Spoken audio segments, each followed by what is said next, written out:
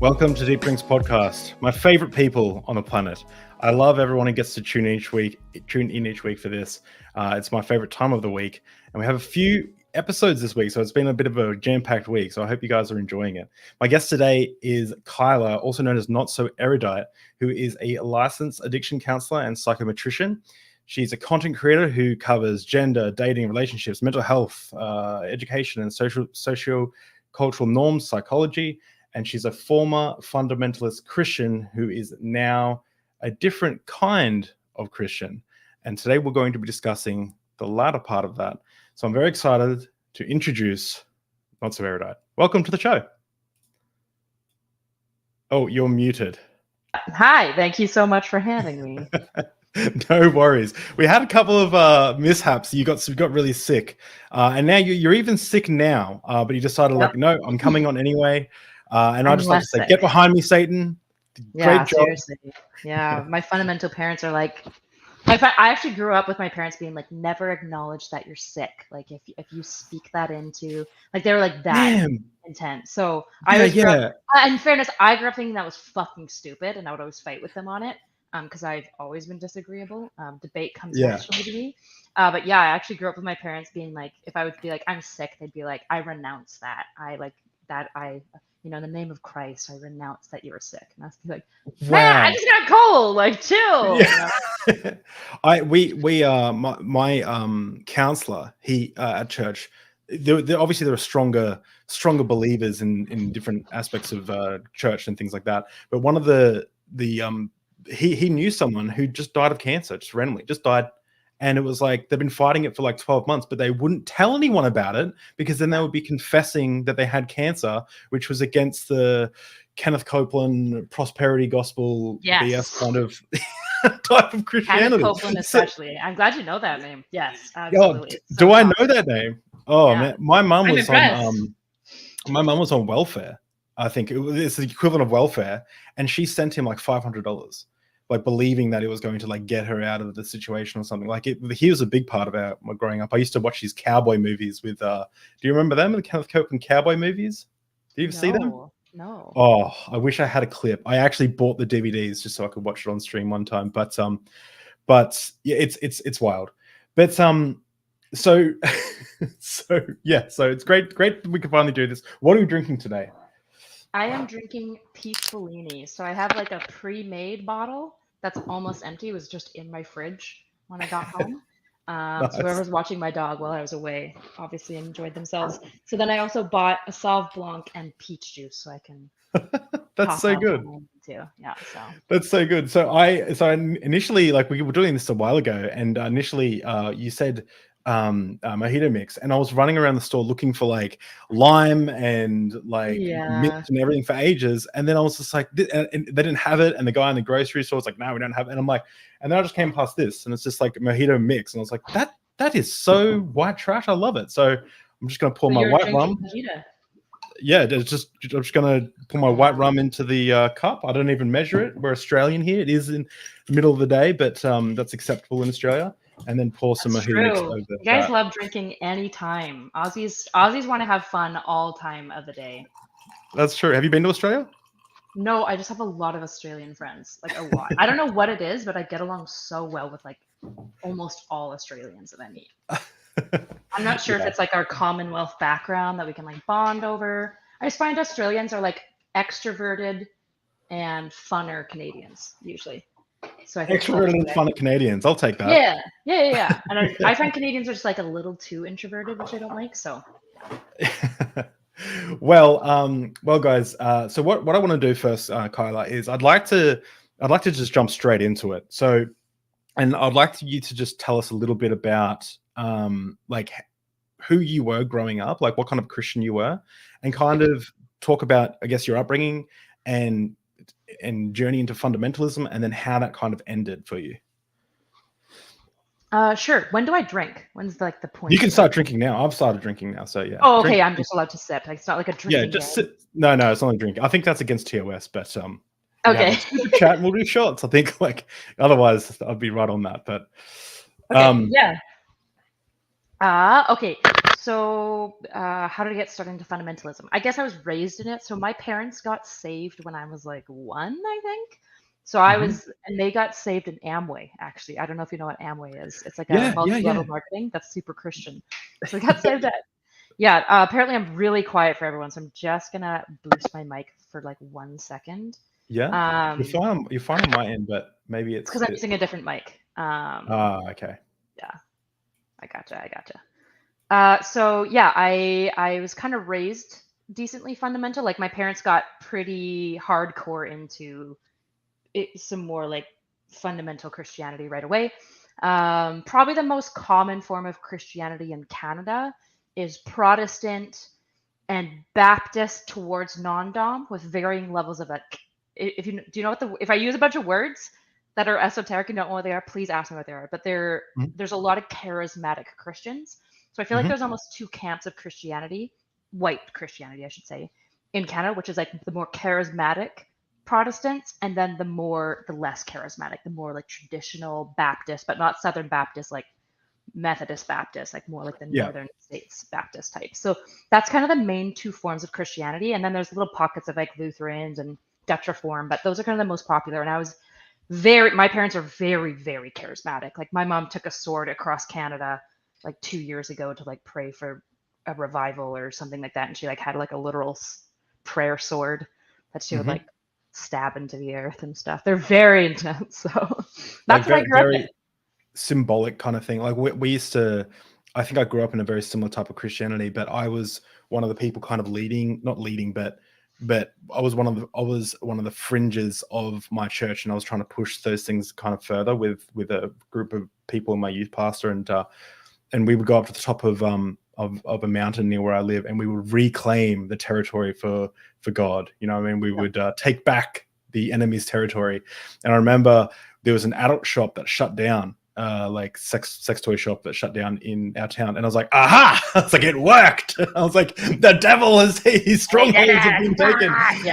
But turns out they were just doing renovations to expand it. So I was like, oh, we need to go back up to the mountain and pray. So you grew up in that. When did things kind of change for you? So my parents are still fundamentalists. And I grew up fundamentalist, and I had a lot of fundamental beliefs, but I also was like atypical. Because I've always been pretty disagreeable and pretty, I guess, like free thinking. Like I'm not the type to fall to peer pressure. It's kind of like what we would say. I tend to want to think about things on my own and decide on my own. So my brother actually came out as gay when I was 19, which was not a shock to me at all. And he was actually super active in our church at the time. He volunteered like probably 200 hours a month. And they just like dropped him. He just like disappeared and nobody seemed to care. And it just really threw my faith. And so I think after that, it was around the same time where I was getting more into university and just thinking about things. I'm really pro science. I was starting to learn about evolution. And so I kind of like took my faith from like the bottom up, where I had to be like, do I even believe in God? And then if the answer is yes to that, what does that mean? Like it doesn't have to be a Christian God. So I started researching a bunch of other religions and just like ways that people engage in spirituality. And so I kind of had to do like my faith from like the bottom up at 19, starting with the question of, do I believe God exists, basically. So yeah, that's kind of the nutshell of how that got kind of like shattered. And since then, it's been a lot of, okay, well, I do think there's a God. I do think it's like a Judeo, like a monotheistic, or I guess you could say tritheistic, if depending on like the labels you want to attach there. But I'm not a fundamentalist. I think like I'm not any of the solas. I'm not sola scriptura or any of those things. So I'm like a Protestant, because I'm protesting the Catholic Church, but theologically I'm closer to Catholics for the most part. So yeah, I'm just kind of a Mod Podge. It's hard to even use labels, not because I'm like, I'm above labels, but any label that I give myself is going to probably give you the wrong image of like what I believe, which is why for a long time I was like, I'm a Christian that other Christians wouldn't accept, because most Protestants would probably say I'm not saved, for example, because I'm not sola scriptura. stuff like that. So, yeah.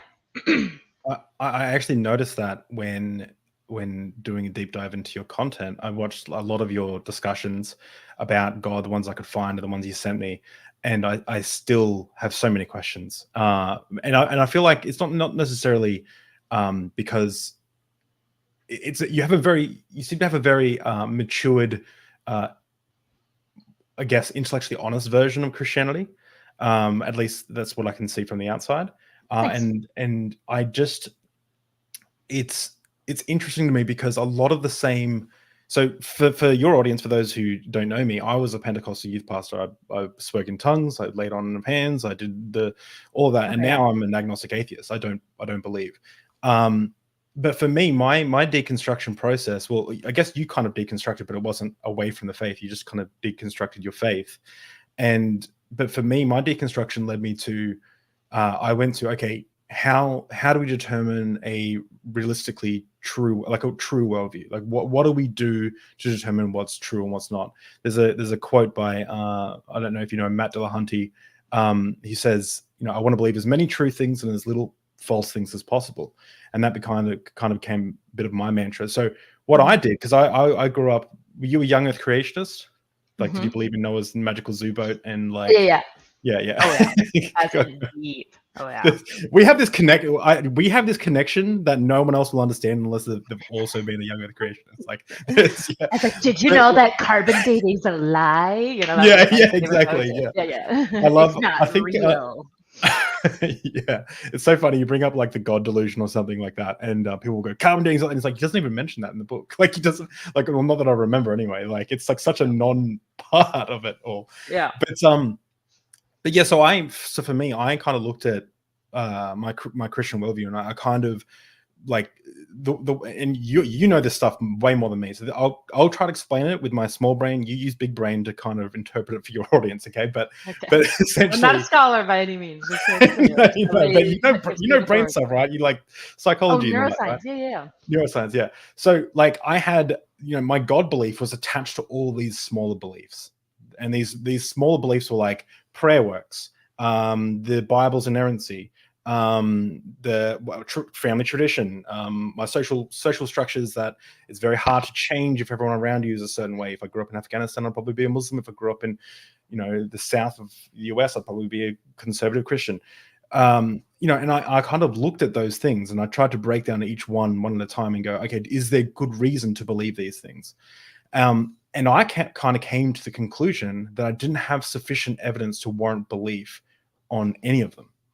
In which case, it was a very heartbreaking and like painful experience for me. But I had to just admit, well, then if that's the case, like logically, I don't have a good reason to believe in God. Emotionally, I still feel those warm feelings. I still like have this yearning, I guess, for something bigger. But intellectually, I have to admit, I have to tell the truth. I don't have any good reasons. But you seem to go through that process or a similar process, and well, I imagine you found good reasons. So you have reasons to believe what you believe. I would like to think so, obviously. So first of all, should I bring Andrew in, and he can tell you his version of Christianity? That what's his name? Sick. Andrew Wilson, Eastern Orthodox. No, the big papa fascist dude, or is that Andrew Wilson? Oh yeah, he's fun. Smokes more cigarettes than I don't know, but so first of all, economy for sure. He's doing a good job participating. Yes. Yeah. Would you say so? First of all, I got a question. This has just turned into a therapy session for me now. When I'm breaking down those smaller things, is that typical of like how someone would, I guess, engage with their belief systems, or am I doing it a bit differently? Like, is that how beliefs kind of work in someone's psychology, or do you know about that? Sorry, so when you're saying like the way that you deconstructed your faith, is that common or is that atypical? Is that what you're asking? Yeah. I mean, it sounds pretty common. I don't know if psychology, I haven't not read a ton of psychology specifically on like deconversion stuff.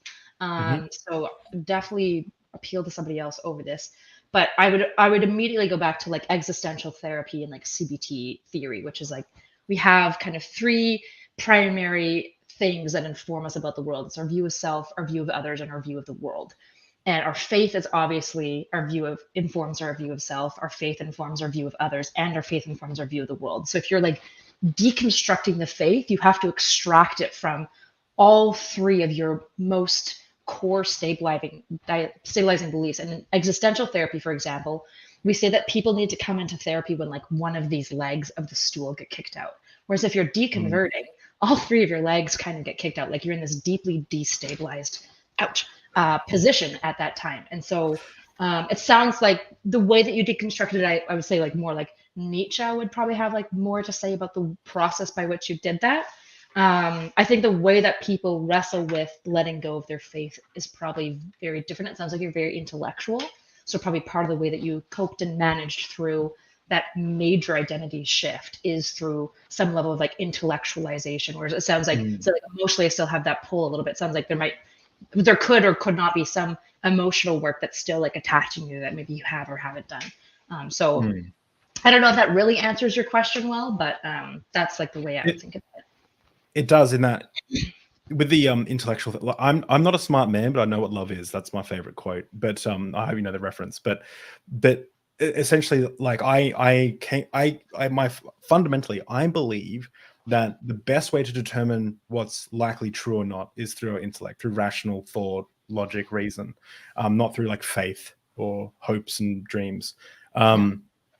So that's why I try, and when I'm thinking of like my worldview, I try and think in those terms. So I'm interested in, maybe you can convince me, maybe I can become a Christian. What are the reasons that you have for your beliefs still in God? Like, where did you go when you were first building your faith back up again? So this is my favorite line to give Christians, especially, is I say the church almost drove me away from my faith and evolution class drove me back into it. So learning about evolution has got to be like, if I wish I could get degrees in everything, but especially evolutionary science. I love evolution. I think it's fascinating. I like animals. I like taxonomy. Like even the really boring taxonomy where you have to like identify which like skeletal structures belong to like the broad like group and kingdom. I think that shit's fast. Like finding out whales have fingers was so cool. I was like, oh my God, that's crazy. Yeah. Because they have like finger bones. They just like are elongated and look weird and have webs. Your mic, I think, has gotten a bit too close to your mouth and it's like clipping a little bit. Is that better? Yeah, that's better. That's good. Okay, sorry. So my faith came back in two ways. So one was every time I left, it was like 8 a.m. It's the worst class ever. It was super early. And my prof was really cool, actually. So he started out the class talking about a whole bunch of theories about how the earth came to be. He talked about panspermia. I don't know if you know the theory of panspermia. No. It's kind of like aliens, basically, like loaded up a meteor full of basically like life juices and blasted it off. But the question with panspermia is like, who made the original intelligent life form? And so panspermia becomes a problem of like nascence, essentially. And he talked about creationism, and he talked about evidence for creationism, and then he talked about evolution. And so I like spent a lot of time actually talking to this professor afterwards, and I was like, just so you know, like I'm a Christian, but I was like clear. I was like, I'm in this state of my faith where like I don't know if I'm going to be a Christian by the end of this class. And he was like, well, just so you know, evolution isn't talking about your faith at all. They're just like, we're not talking about metaphysics. Like your faith in your belief system is unrelated to science. Like if you believe in God, then you should believe in a God that's able to like create science. And he's like, and to be honest, there are a couple of things that good creation scientists do have as like some level of evidence. And he's like, just pay attention to that. And at the end of the day, he's like, I'm not here to convince you of your faith one way or the other. I just want you to be open to learning. He's brilliant. Love that professor. He was like this cool cowboy professor who came into like he was like a cowboy biologist. I don't know if you've ever met biologists that dress like cowboys. I do. Yeah. Okay, he was for sure like 100% that archetype. Like if he could come in smoking a cigar and like sipping whiskey, I think he would have. Like if he was allowed to, for sure. Jurassic Park / what's the other Indiana Jones style, like a little eccentric, but like super cool, and like seems like maybe too wise. He's either fucking crazy or like wiser than we'll ever know. and there's no in between. So every time I would like listen to like the Cambrian explosion, I would get like these goosebumps of being like, either this happened just by accident, or I'm watching some sort of infinite God paint a fucking masterpiece. And that's pretty cool either way. Like, this is great. Like, the Cambrian explosion, I don't know if you know much about evolutionary science. I don't need to nerd out too hard. No, It's no, insane. nerd out. It's so cool. So if we put like the years, and I'm no longer young Earth, okay? I believe the Earth is like 3 to 4 billion years old. I've updated my science. If we put like the Earth's time lapse on a 24-hour scale, the Cambrian explosion is when every single major bodily structure that we know that is alive today, so insects, all these things, came to be. It happened in like less than like, I think it's like less than like 2 seconds or something. It's literally like a blip. That's why we call it the Cambrian explosion. It was just kind of like there was nothing. There's just like some protobionts and some bacteria and some like algae like flipping around. And then just suddenly we had like multicellular structure, complex beings that were the beginning grounds of what later became like whales and Homo sapiens and dogs and like all sorts of shit, right? Crazy. And we have no idea why. We don't know why just suddenly their ocean was like, and time to have birth. Like we don't know, right? And so that's where like the faith piece comes in, where I'm like, I can see that being God. I could see that being luck.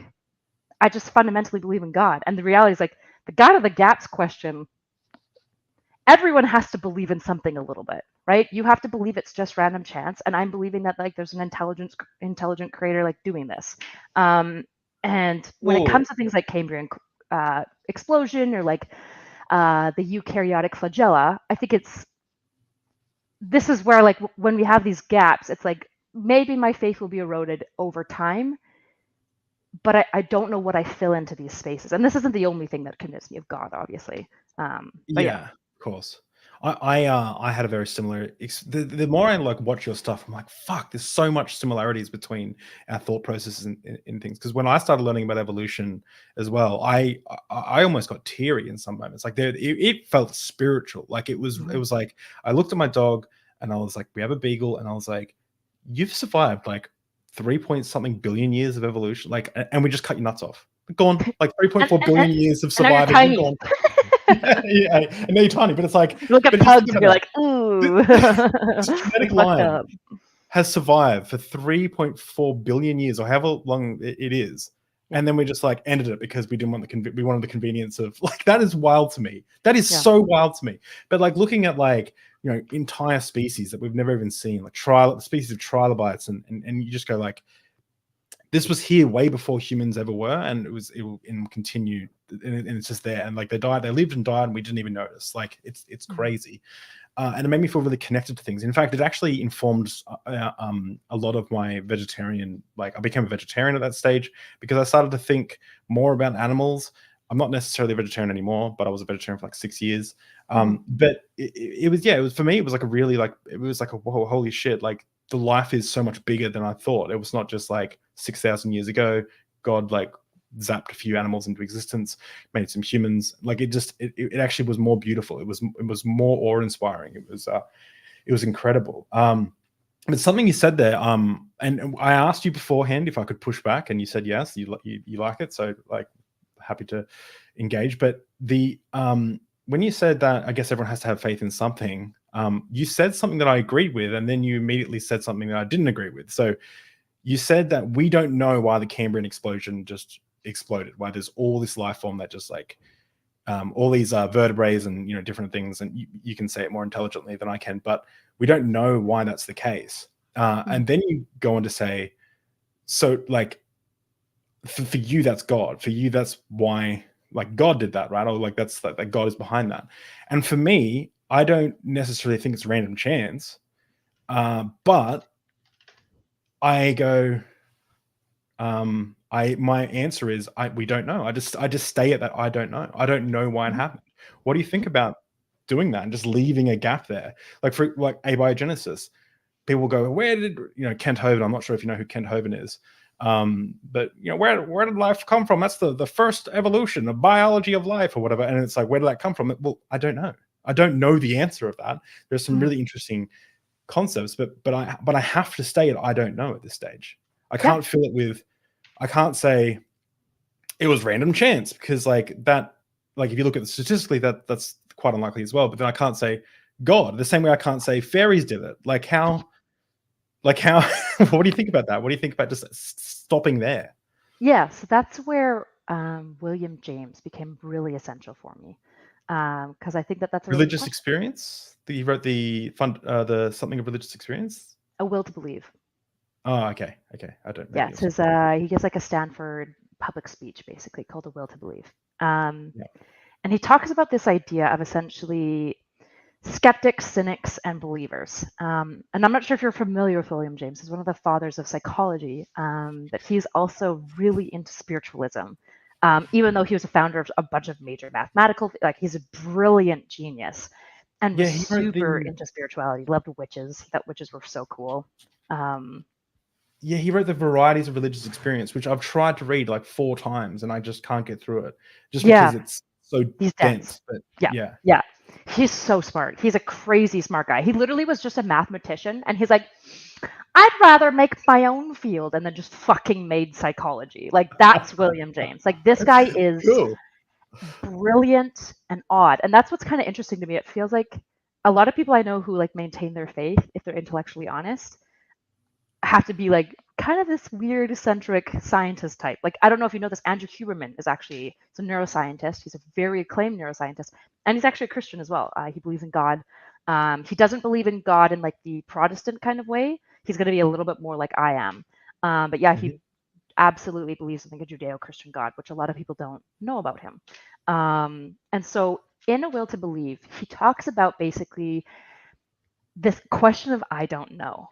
And so he says sometimes the only way to get evidence for your belief is to act on it first. So he gives this example of a train robbery in a train car, and he says there's no logic by which that should work. There's 3 guys robbing the train, and there's like 50 people in this fucking train.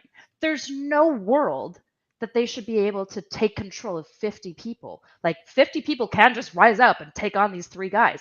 There's no logic. The problem is that not a single train car passenger has faith in the passenger beside them, whereas these 3 guys all have faith in each other. However, if one guy believed that the people around him would stand up with him and fight against him, the only way he would have evidence that they would do so is to stand up first and then hope and pray to God that they stand up with him. And so he talks about this idea of essentially, this question of I don't know, we deal with it all the time. Like he says, like, do these skeptics never rise from bed because we don't quite know where gravity comes from and you're afraid that one day you'll put your feet down and gravity won't be there? He says, no, of course not. We don't ever act this way. And I love William James because he's a functionalist. And so he says, like, part of how I try to understand the world is functionality, right? So I always acknowledge I could be wrong about my God thing. I could be completely wrong. That I don't know gap that I'm filling with God could just be fucking horseshit. The issue is that functionally, it seems that religion keeps emerging over and over again. It seems to be the case that having faith has benefited my life. Prayer has benefited my life. I do feel like I have a personal relationship with God. And so to some degree, the only way that I can essentially find evidence for my belief is because I keep stepping out in faith in it. And that doesn't mean that if you step out in faith and he doesn't show up, that's like not God. That's like a deeply interpersonal dynamic that I have between God. But for me, we don't functionally act in like, I'll just say it, I don't know, almost ever. I think we always fill it with something. And the issue is like most people fill it with, it's probably random chance. They could be wrong. And I'm saying it's probably God, but I could be wrong. And I think that's the most intellectually honest way to engage for me. There is so many different angles that we could start our own podcast and just talk for over a year and not get to the bottom of just this conversation. There is so much that I want to, like, directions I could take this, but because I guess you're I'll use one example. Because you are a licensed addiction counselor, one of the things that I learned, I've had, it's a bit of a long story. Well, I've been around NA and AA meetings a lot. My dad was also an alcoholic. But one of the things that I found really interesting is the concept of higher power in the 12-step systems. A lot of the time, people's higher power is God, but some of the time people have real problems with God.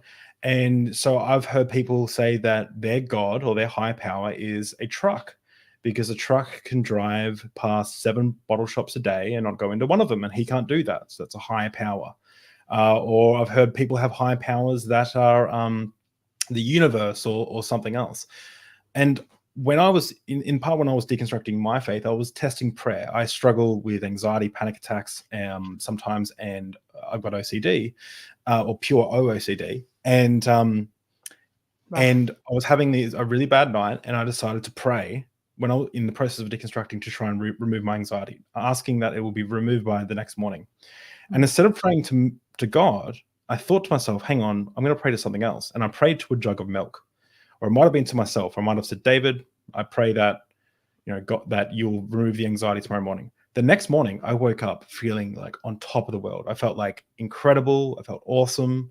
I went to work. I totally forgot I said the prayer and everything. And halfway through the day, I remembered, oh, wait, like I was having such a great day. And I was like, wait, I prayed last night to a jug of milk.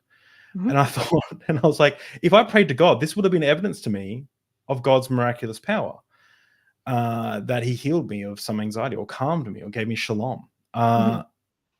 So I guess my question would be, under that system that you're kind of describing, wouldn't that be like that you kind of pray or you step out in faith and things happen? Wouldn't that then mean that I have evidence that I have an omniscient jug of milk that is helping me in my day-to-day life? Let's say I kept doing it and it kept producing the same results. Would that be evidence that the jug of milk is omniscient and protective? And I mean, to some degree, long term, it might be. If every single time you pray to it, it does actually fix all your problems. To be honest, that would be some evidence for something, right? Like, if I'm being super honest, like intellectually honest, I guess I would say. So yeah, sort of. The issue is like basically, I guess my response would be, this is where the I don't know comes into. There's a part of your brain that is distinctly reactive to religious experience. It's the right hemisphere.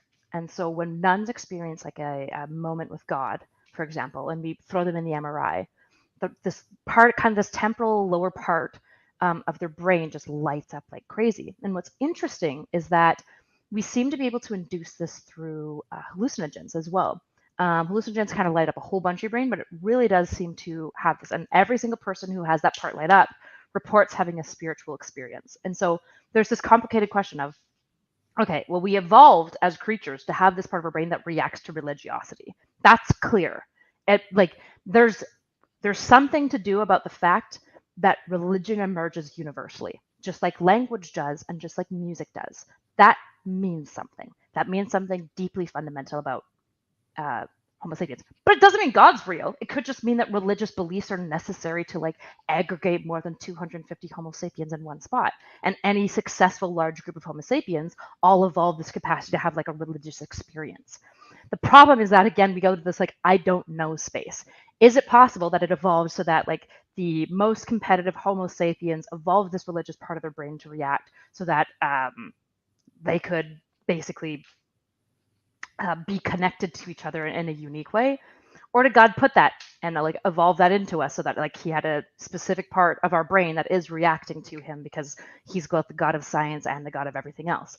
And the problem is hard to know, especially because we haven't found like a Homo sapien that we can test with a brain to see if they don't have that religious section, right? If there was a really Paleolithic Homo sapien that didn't have that religious section in their brain that was dead, that would potentially be evidence of the first, but we don't have that, at least technologically right now. And so again, like that God of the gaps comes in where I basically say like, at the end of the day, I can't help but believe this thing, but I understand when people don't. I understand when they're like, yeah, but it would just be like this religious milk and it's just meditation and stuff. I'm like, yeah, but for me, like the reality is like there's been too many uncanny things that keep happening in my life that it would be kind of weird for me to not believe in God. But I understand if you don't. That's like you're walking your relationship at the end of the day. Do you? I don't, and I don't know. I truly don't know the answer to this. Have they tested psychedelics on animals? Probably, but I don't know if we've looked at religious responsivity in animals as closely as we have in Homo sapiens, and they can't report it. So there's going to be issues. So I'm cutting together a kind of highlight reel for the 100 episodes because you're the 99th. You're the 99th episode on Deep Drinks. You get 99 problems, but not having Kyler on isn't one. Nice. There we go. It almost was though. Yeah, in 2 days of doing the 100th episode, I'm cutting together like some of my favorite moments, and one of them was when I interviewed my wife actually, and this is the first time she told me she wasn't a Christian on the stream. And I was like, well, this is okay. Or she like verbalized it, and she said that the exact same experiences that she had at church, she has at a musical. She loves musicals. She goes and sees Wicked like.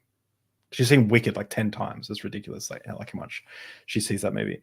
And she said they were the exact same feelings that she experienced at the musical that she experienced at church. And I wonder, like, have you seen that debate between Jordan Peterson and Matt Dillahunty, where Jordan Peterson kind of says that you can't give up smoking unless you have a mystical experience through psychedelics, and that's like evidence? Have you seen that? I've heard Jordan Peterson talk about the study about like the religious experience and how it drugs.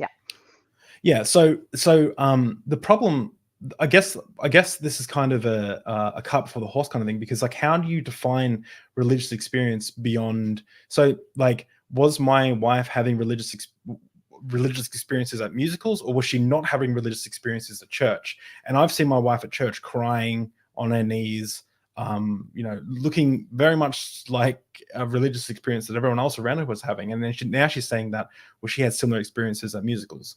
Like, I guess if the musicals that she was going to were a religious ceremony of some sort, she may say that those experiences, like someone from the outside might say that was a religious experience. Or for example, someone goes and sees the Beatles back in the day, the girls would pass out, they'd faint, they'd see the Beatles and they'd faint. Was that a religious experience? If that was done in a church, if a pastor walked in and people started fainting, that's the Holy Spirit moving amongst the church, moving with the power of the pastor. So I wonder, when it comes to religious experience and the evolution of, I guess, our brains to have these things, and for us to ask the question, why, are we kind of not just putting the cart before the horse? Like, why do we don't ask the same questions for things like, why do we feel awe? Why do we experience love? Why do we do with love, but why do we experience awe as well? I mean, we do we? I don't know. We do. Yeah, we ask all these questions. Positive psychology is obsessed with awe. Obsessed with it. Okay. We study awe all the time. Yeah. So what's the difference between awe and like a religious experience? Like, is in the brain? They seem to be super closely linked. I don't know if I've looked at studies at awe and religious experiences themselves. It seems like awe is everything I can understand. People report it as basically like a less religious experience, but I don't know what part of the brain it's going to be triggering necessarily, as far as like awe goes. I just haven't read the literature. It's possible that it happens in the like right temporal lobe for sure. I wouldn't be surprised if it happens somewhere on the right hemisphere. That would make sense for me.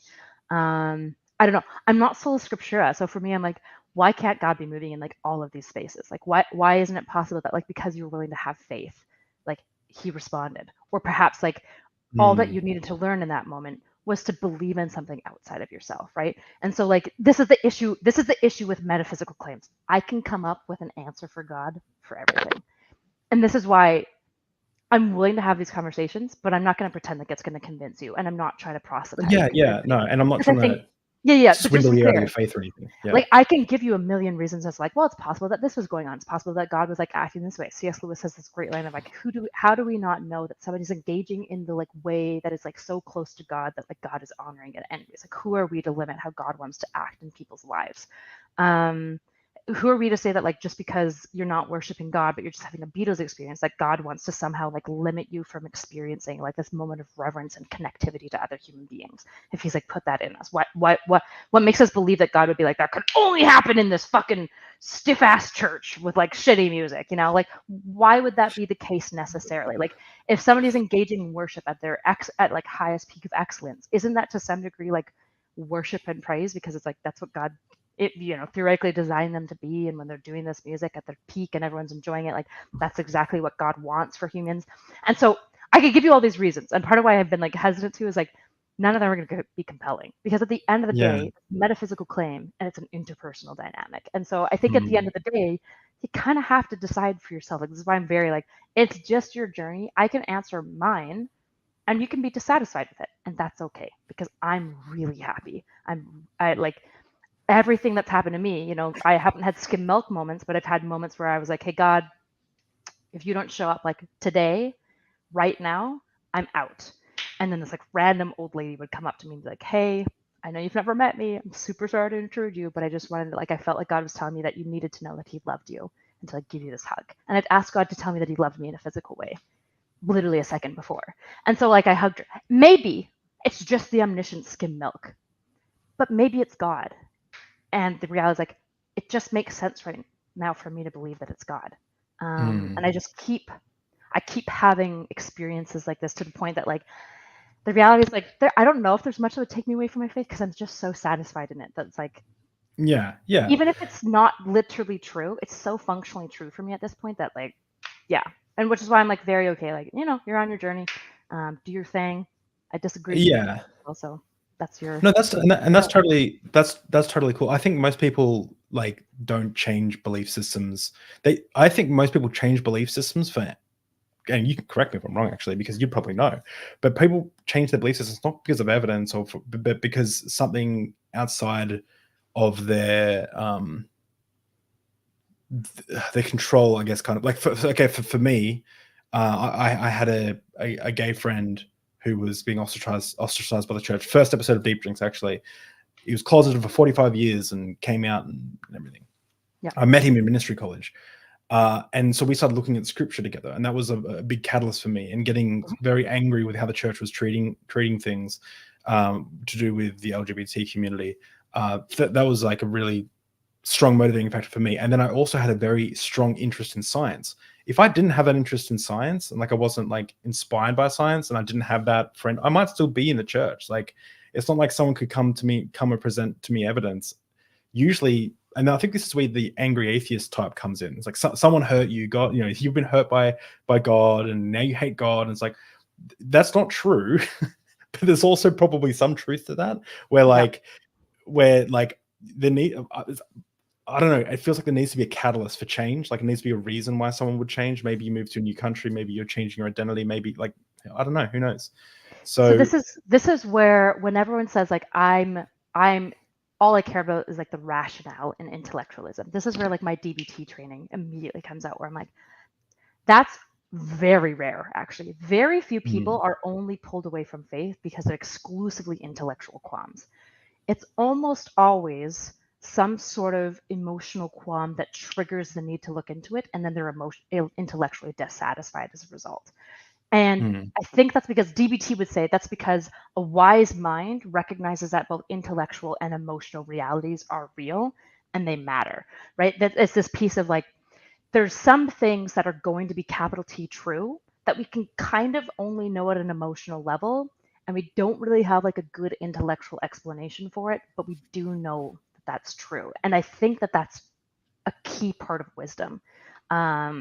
There's some really interesting research on them, people shutting down like the left hemisphere, which is like the traditional like logic, but most importantly, the left hemisphere for most people are languages. And languages both this incredible generative gift and this deeply restrictive thing as well, because then we're limited to think about the world in the way that our language conveys it. And so when you shut that part of the brain down, you can start showing people images and stuff like that, and the way that they understand and react to it, I can't quote all of it. There's a book on it. I'm trying to remember the book. It's been so long since I read it, but it's fascinating to see how like our emotional kind of non-conscious brain picks up on things, has hunches about stuff that is fucking 100% correct. It's really interesting to kind of understand this like non-conscious emotional side, and to realize like wisdom and intellectualism comes from both. It can't just be one or the other. You're missing half the puzzle if you're just only intellectual. And I'm not saying that's you necessarily, but most of these things that we come to decide on is necessarily both emotional and intellectual, and that's good. We've kind of like coped ourselves into thinking that intellectualism is like all that matters in North America, and it's just kind of like cringe when nobody's ever believed that, like for all of human history. It's like this new weird thing. Well, if you don't mind, so would you say that your experience with like asking for, God to show up then and there, and I'm going to pour myself some more Bacardi as well, some more alcohol as well. But would you say that was like one of the most influential experiences for you in kind of convincing you of God's belief, like Yeah, God belief? that was the one that made me go, okay, I'm willing to accept that there's a God, Okay, at least for now. cool. Yeah. There's been other experiences since then. Like every time I've been at like a pretty crux moment in my life, there's been something that happens that's interpersonally and like at an anecdotal personal level, just too much for me to walk away. Like the reality is, like, if I'm being intellectually honest, I probably shouldn't. I probably should be a Christian because I just keep having these things happen exactly when I need to. And I know that that doesn't happen for other people. And so a lot of people hear that and they're like, fuck you, Kyla. And it's like, I don't know what to tell you. If I keep having them, it would be weird for me to be like, no way to God, you know? And I'm sorry that you're not. I don't know the difference. I'm not going to sit here and be like, it's because you're a bad Christian. I don't know any of that shit. I'm not going to tell you how God does and works. I'm not interested in that. Yeah. I could put on my atheist fedora, which I've never owned a fedora, but I think I should, and go, very edgelord atheist on you and be like, ask God right now what you would need to tell me to convince me of God's existence. Pray right now and ask me, and if God knows what will convince me, you should be able to tell me something. But I'm not going to do that. Well, even though I just kind of did, but I'm not going to do that. What I am going to ask though is, let's say that like someone came into this conversation. Maybe it was Andrew. No, I'm kidding. Maybe it was, I just saw that debate you did with him. It was he's such a douchebag. But someone comes in this conversation and they can explain to you with natural reasoning, like a naturalistic perspective about why these things happened. Maybe there's a pheromone you're squirting out that made someone, I need to tell Kyla that she's loved. Let's say like some scientists could do this. Would that lower your belief in God? Probably not at this point now. Okay. Yeah.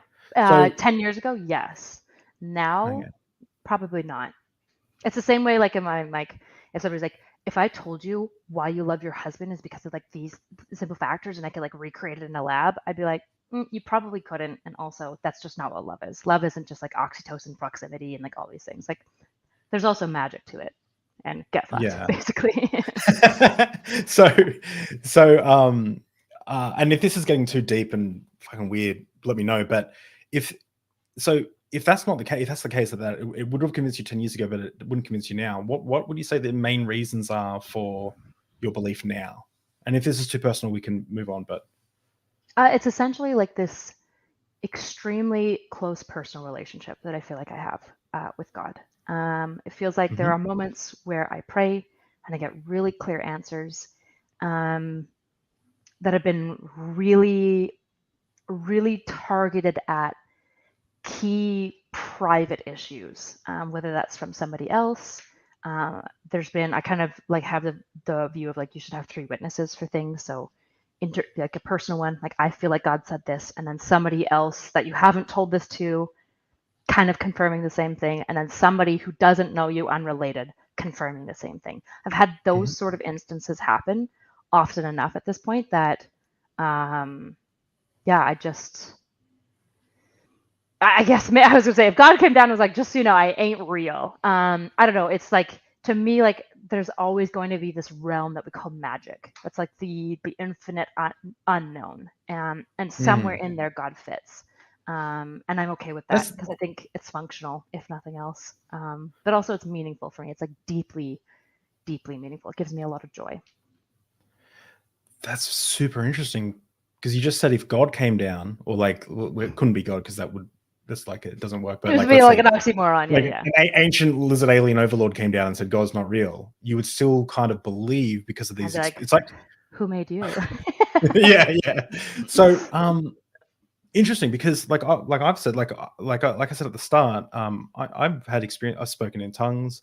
I've had really tremendous experiences praying, crying, seeing visions, things that I can't explain. I'm at the spot where I don't deny those experiences. I just don't deny the attachment to that experience. So I'll give you an example. I've given this example a million times for my audience. I'm sorry, but I grew up a Christian, but when I went to Bali, I decided to read the Bhagavad Gita because it's a Hindu island, and I was like, I want to learn about Hinduism. So I was reading the Bhagavad Gita. I'm three or four cocktails deep next to a pool bar with my wife, and I've got my headphones in. There's techno blaring in the background, so I'm hearing like, and then I'm hearing this like, and then Arjuna said to Krishna, like I'm hearing that in my audio, and it got to chapter 9, and it was so profound. It felt like a religious experience. Like it was like, I am the wood and the flame that consumes it. I am the beginning and the end. And I'm not sure if you read the Bhagavad Gita, but chapter 9 like blew me away. If I was didn't have hangups about religious experience, I would have called that a religious experience. I would have said that Krishna met me, or the Hindu gods met me, or I found peace in that book. I can kind of get on the same page. If you're saying that those experiences is kind of what you're calling God, is that what you're saying? Are you saying that, like, see, I separate the experiences from, I say I've had those experiences, I'm not sure what they are, and you're saying I've had those experiences, that's God. Is that what you're saying? More like I've had those experiences and it's convinced me that it is God, and I'm content either way. Yeah. Okay. Interesting. Yeah. Sorry. Yeah. Okay. Well, let me ask you about Christianity then. Let me ask you about your idea of Christianity, because we're running out of time. This has been really easy to talk to you. So you mentioned just a second ago that you need 3 witnesses. You need yourself, someone else, and sorry, I forgot the third one. Someone unrelated to you. So like someone else could unrelated. include like a friend, but like friends are going to be biased to Yeah. your insecurities. Somebody unrelated to you. Yeah, that has no reason to know.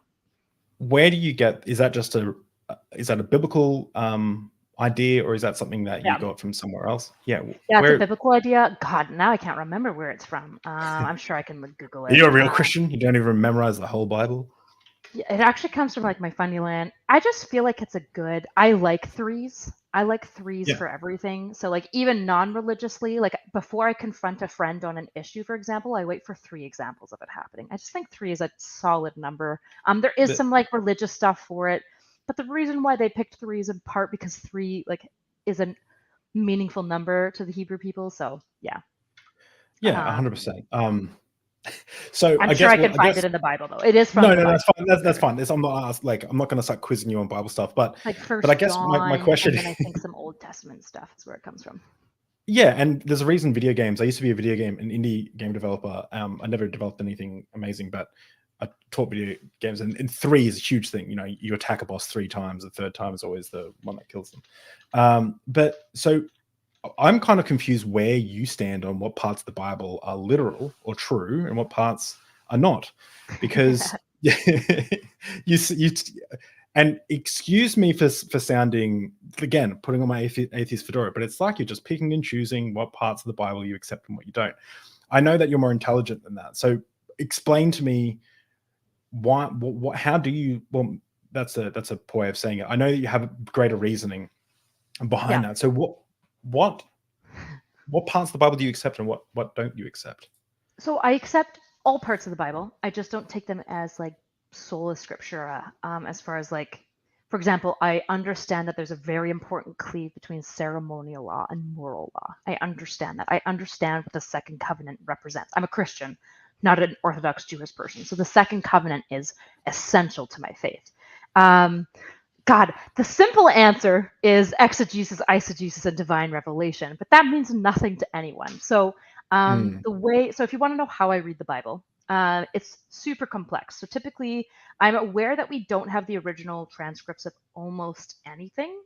And I'm also aware that people are notorious, especially scribes are notorious for changing the words. So part of what I do is textual criticism. So I look at different scholars. So typically I look at a combination of Jewish scholars, secular scholars, and then some sect of Christianity scholars, oftentimes Catholics, and what they say about a text and what the textual criticism of it, what they think was originally trying to be got at here.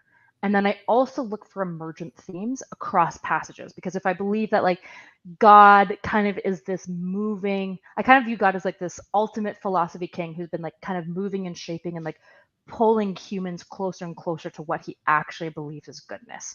And he made a lot of grace for us back when we were like psychotic barbarians and mostly animals. And he's like, you know, narrowing up what is okay and what's sin and what's not sin as we kind of learn it to some degree on our own and are ready for it. And then I'll also do like exegesis. So I'm going to like look at the text itself. I'm going to look at what the critics think that text means, what the words were there, what it means to both the culture, what the word actually we believe was, any arguments about like what could have been done. So for example, there's a number of texts that I know were probably added, and most biblical scholars agree like aren't part of the Bible. So one example would be the story of like the woman that's charged in adultery, right? Most biblical scholars agree that that wasn't in the original script. And so what I take as authority is going to be like emergent themes that seem to keep repeating and seem directed towards what is good, essentially. And so, yeah, go ahead.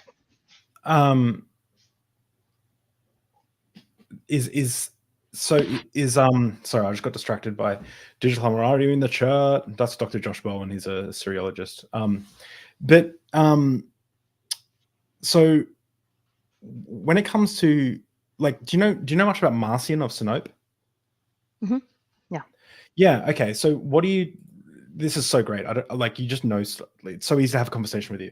So what do you take? What is your perspective on his take, where he's like the God of Christianity has nothing to do with the Old Testament God? Like the God of Christianity, you know what I mean? Like he's like, for example, the idea of God that you're painting for me is this God that tells you that he loves you, that he comes up and someone comes up and says that he hugs you and says that he's also harsh. I'm not like a super hyper liberal Christian. He's harsh as well. Like there is such a thing as sin and stuff. It's just I don't talk about sin a lot because most people that I talk to are atheist, and to be honest, like in my religious view, you're spiritually dead.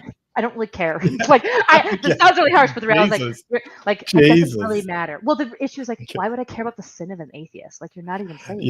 Like sin is about this dynamic between you and God. If you don't even believe in God, there's like the conversation about sin is so far away. We need to talk about salvation first. Like there's no point in being into like, are you sinning as an atheist? It's like, well, they don't believe in God, so they're committing theoretically the ultimate sin. So it's like, doesn't really matter. Yeah. Well, Digital Hammurabi, Dr. Josh Bowen, he's a Hebrew Bible scholar, and he's also he's the author of Did God Endorse Slavery? And so that's the question I'm going to ask you. Is essentially like, do you think that those verses in the Old Testament where God gave instructions on how to own, beat your and keep your slaves, how you can sell them to the nations around you, if they're Hebrew slaves, you let them go after 7 years, like do you think those instructions were from God, or was Moses be tripping? Like which, like do you think like literally the God of the universe said, I'm going to meet you where you're at, don't eat shrimp by the way, but take the virgin girls for yourself? Like do you think that was from God? Yes. Right. Wow. So what? Okay. I send lots of people when I'll just own it. Hey. Oh, I'm glad you bit the bullet, but like, so why would God command something as horrific as take the virgin girls for yourself? So it's really interesting. If you look at the culture that this was being talked about in, God was so fucking progressive. He was always very, very progressive for the time. So I basically view God as like kind of this, he's not really a moral relativist, but the way that we functionally have to engage with God is moral relativism, more or less. And I think like more or less what we have is this infinite God that is like pulling all of humanity over time closer and closer to what is goodness. And I do think that we are actually trending in that direction for the most part. And so in a culture where slavery is everywhere, where slavery is common, God didn't go, don't have slavery, because God is also deeply not political. He doesn't tell people how to like run their nations, which is why I'm super opposed to church and the state being blended. But he said, how do we have servants and slaveries in the most ethical and like I would argue progressive way possible, where you see a lot of the laws and stuff that he establishes are very protective of the slave, that give them the most rights. But yeah, like obviously the ceremonial law is dead. New Testament God seems to be pretty opposed to it. And you see evidences of this, of even, for example, when Jesus talks to the Pharisees about divorce, he cites Deuteronomy, I believe, although probably your scholar in the chat can say, well, there's Deuteronomy. It's an old book. It's one of those fucking Tanakh books. Fuck it. I'm already like 2.5 drinks in. Okay, I can't be excited on my quotes. And just so everyone knows, this is a friendly conversation, and we're drinking. We're just we're having banter. So, like we're just chatting. So no one take anything too no one get too up It's in okay. arms about People it. who hate me will take it seriously, and that's okay. Yeah. I've already accepted that. No one's saying anything in my comments. I'm just saying that in case I just don't want people to be like, that bitch, she says slavery's okay. All right, 118. I've got the clip. Okay, I'm cleared of all epistemic responsibility. Okay, and so if we look, Jesus talks to the Pharisees about divorce because they ask him basically which law is correct. Because I'm not sure if you're super rare. It sounds like you're very knowledgeable actually about a lot of this stuff. I'm the smartest man alive. Yeah, I can tell. So the Hebrews would do this back and forth all the time, where they would take scripture and the Tanakh, and then they would argue about it, and they'd have these philosophical writings. And a lot of people, so this is actually why I'm not sola scriptura, because the Jews weren't either. There was this original book, but then the way that we engaged even in interpreting the book was based on to some degree, which Hebrew leader you liked most, were you like Levi, which writing was compelling to you. And so, you had the Pharisees and the Sadducees that were always at war. The Sadducees were very progressive. I always say, if I'm anything, I'm a Sadducee. Okay. Which is not good, but who did God spurn? The fucking Pharisees. I'm okay, right, boys? I'm just kidding. But, they're very progressive and ethereal. They're the merchant class, whereas the Pharisees were much more conservative. They were much more of the religious class. And we see basically them asking Jesus about divorce. And you're well, which law is correct? Because there's two oppositional laws. And he says, he basically, I'm not going to quote it perfectly, but he basically says he basically sets up a new law that's even harsher than all the other ones. And he says, the reason that we had that before is because your hearts were hard. So it's this element of basically wait, are you saying that God compromised with ancient Hebrew people because they couldn't manage anything else? And so what I hear is I don't know if God ever looked at slavery and was based, right? But he said, if it's going to exist, this is the most good way that we can do it, with a hope of humanity moving towards being obviously ideally I believe that God is opposed to slavery.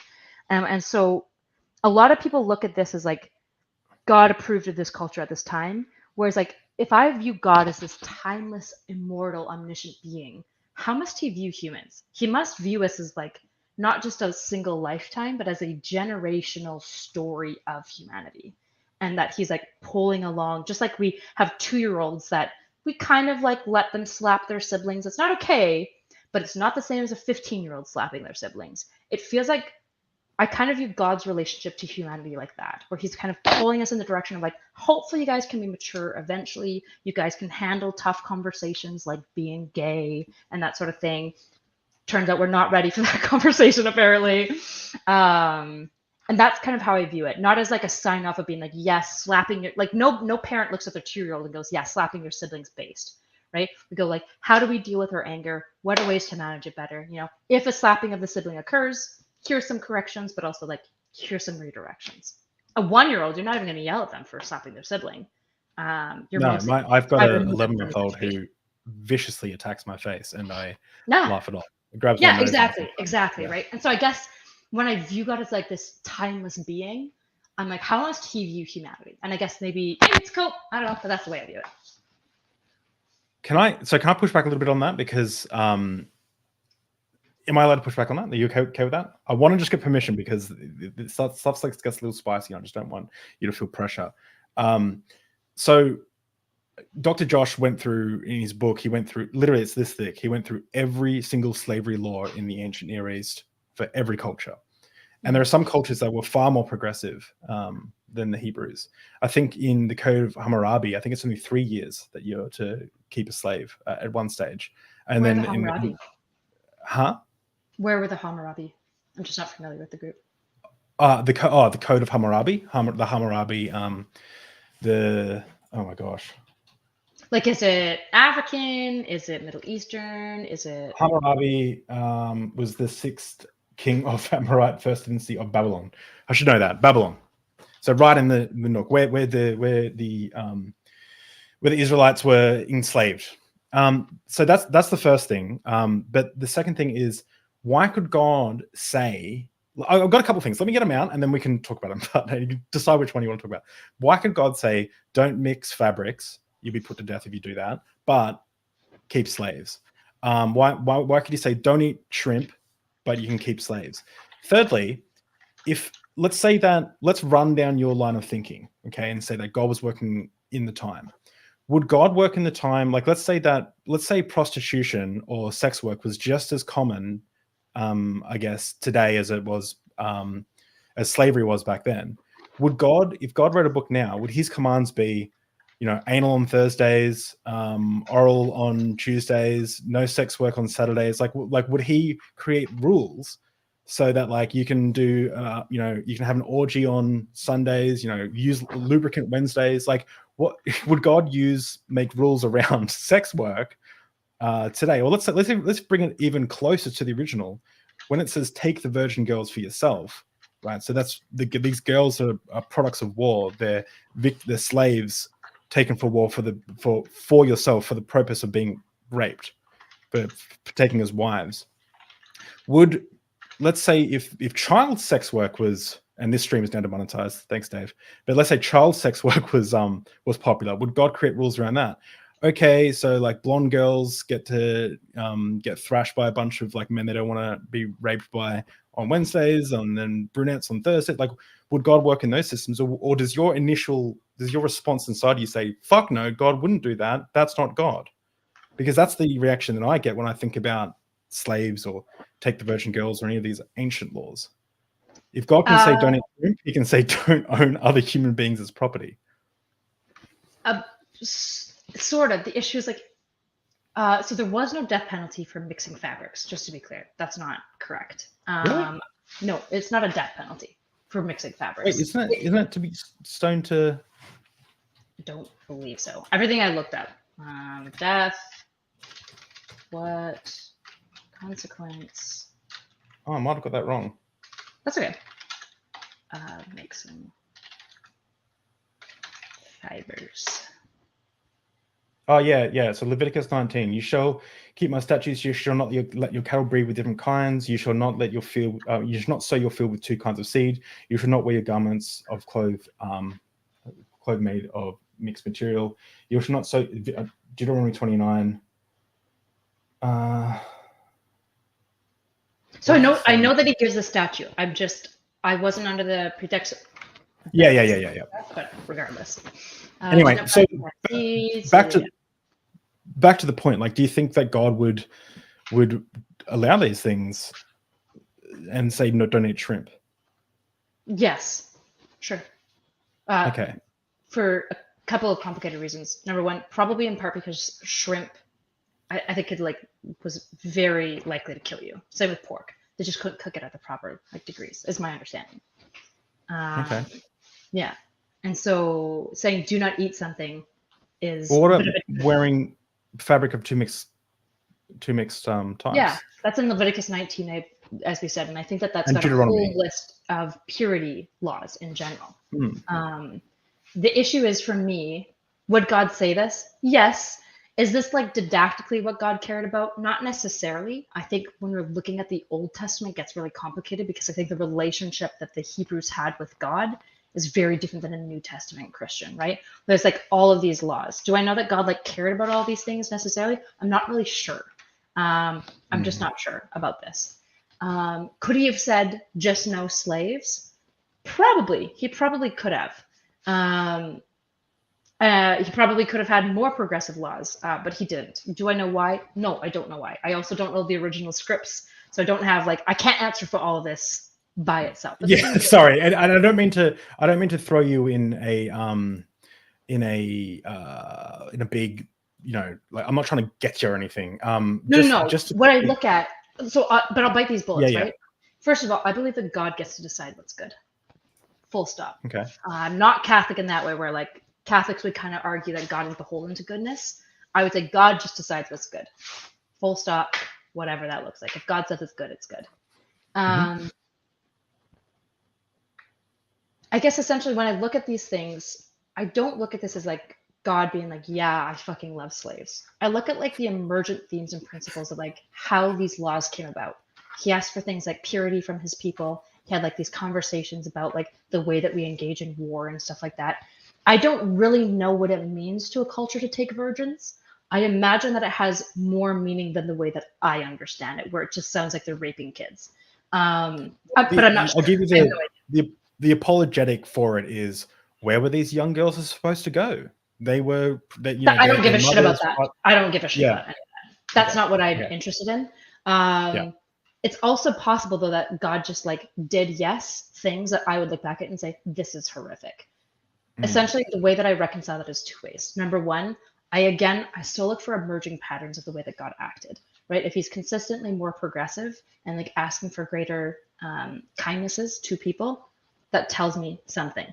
I also make a very big breach between ceremonial law and kind of like the new law. So this is kind of like the Marcion take, right? I don't agree with like the Marcion canonization. But I don't really agree with any canonization, so that's not really that hot of a take. But I think that there's like a really distinctive cleave, and so I haven't fully reconciled. But like when people are like, was God the same God in Old Testament as New Testament? Yeah, but functionally no. Like in no way do they engage similarly at all. Pretty obviously, like there's a very sharp shift in like what God talks about. I don't know fully why. It's just like I don't know answer there, I guess personally isn't enough to like break my faith. Yeah. Oh, I'm not trying to. Sorry, I'm not trying to break your faith. I just found it interesting that you don't hold to scripture. I don't even know what the word is. Scripture. What do you say? Scripture. So Sola Scriptura. Solace. Yeah, I don't use that term ever, but it's like you don't. You don't think that the Bible is like. No. Perfectly given. Yeah, so I was exactly. Just, like, so like these laws could in large part just be like kind of some level of like historical tradition. And I don't really care because it's not like yeah. this book with, yes, God wants these things. Like I'm like, I don't know if that's the way that you should be reading all of these books, anyways, especially as a Christian under the New Covenant. Because I talk to Muslims who will say, Aisha was 6 years old when Muhammad married him, and then 9 when they had sex, and they'll say. And they'll say, well, no, that's not right, and then they'll try and find some apologetics to make it so Aisha was really playing with her dolls when she was 20 or whatever. I don't know, but I don't want to do that. Just to be clear. Yeah. I'm willing to bite the bullet. It's possible that God just said yes to slavery, and I don't. know yeah. I don't know why. There's just just for your audience, and maybe this is something that you'd love to do. I have a lot of scholars on the channel sometimes talk about way more complicated things than I understand. But one of the things that I did, because I saw it coming up a lot, was I ran a panel with 5 Bible scholars on does the Bible condone slavery, and it's literally like I'm really proud of this thing. When it loads, it'll show. But we have Dr. Josh Bowen, who's a Hebrew Bible scholar, speaks the languages, literally gives his own translations of the Bible, a Syriologist. Dr. Kip Davis, who's the same Hebrew Bible scholar, expert on the Dead Sea Scrolls. Dr. Matt Monga, who's a professor of this in a university in Oslo. He's a linguist, so he understands like all the languages, Akkadian, Aramaic, Hebrew. I know. I've read some of these guys' work. So I mean, like they're all my besties, all of them. Dr. Jennifer Bird, New Testament scholar, Dr. Dan McClellan. Everyone knows Dr. Dan McClellan. I didn't talk about him, but he is like the head scripture translator supervisor for the Church of Jesus Christ of Latter-day Saints. Amazing panel. I don't mean to toot my own horn, but it was all those guys, but. That'll be a real fun one to go over. And let me just quickly, while I'm here, shout out 100th episode of Deep Drinks coming up. It's going to be awesome. Secret guest coming on. There's going to be some surprises. Make sure you come and check that out. And let me just quickly shout out your Twitter. So amazing image of you and your best friend there, Andrew Tate. I love that image so much. But go check out Not So Erudite's Twitter here. It's all good stuff. I'm not going to scroll too far in case you posted something not safe for work. And of course, I linked in the description, but I don't have it up here anymore for some stupid reason. But your YouTube channel, Not So Erudite, is linked in the description, and where you're currently streaming right now. So everyone, go subscribe to Not So Erudite. You produce really awesome content. I want to pivot if I can into something a little bit more fun, a little less doom and gloom, and hopefully you enjoy it. So if I could get one last little thought out. Get one more thing. Yeah.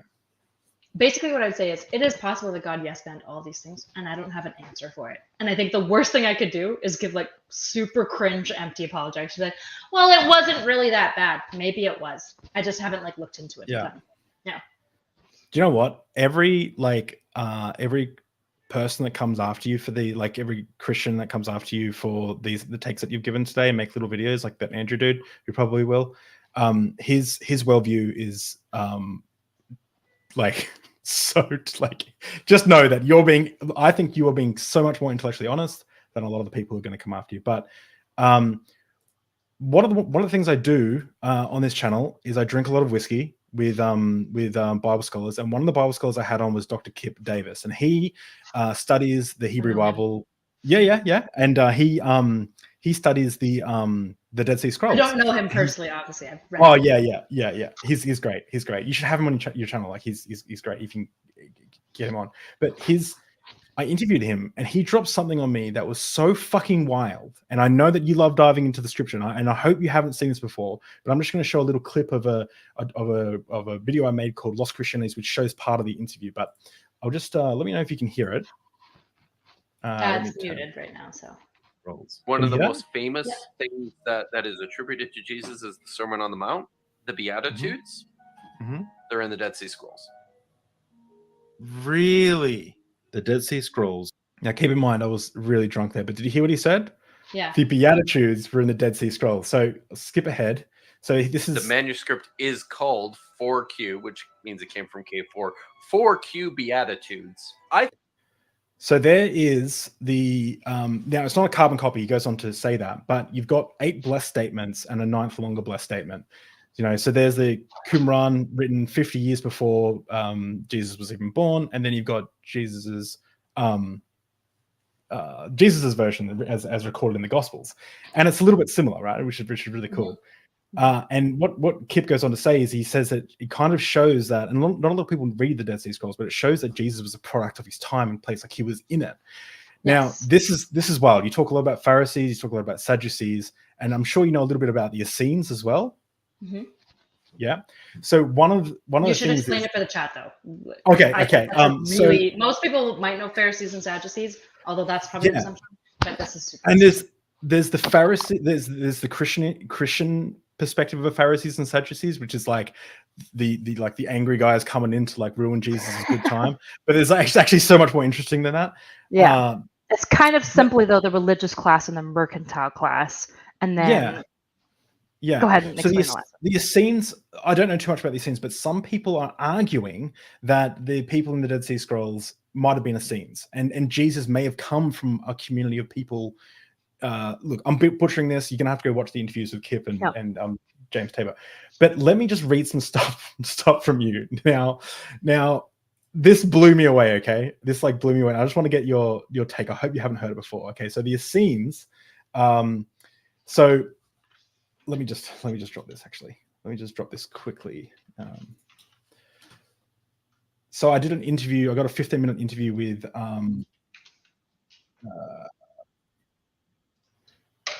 James Tabor, Dr. James Tabor. And he's a Dead Sea Scrolls professor, and he talks about. I had 15 minutes with him, and he has a course on MVP courses linked in the description, of course. And he talks about what's in the Dead Sea Scrolls. And one of the things he brought up, which ties into what Kip said, is this. And this blows this blows my mind. Right? This is what the Essenes were doing. Right? Now, tell me if this sounds familiar to you. Okay. Well, I'm not sure if this was the Essenes, but this is what the Dead Sea Scrolls community were doing. Okay, I don't know if there were Essenes. There's argument about that, but the Dead Sea Scrolls community were an apocalyptic messianic group, so they're waiting for the Messiah. Mm-hmm. They're preparing the way in the wilderness as their main mission.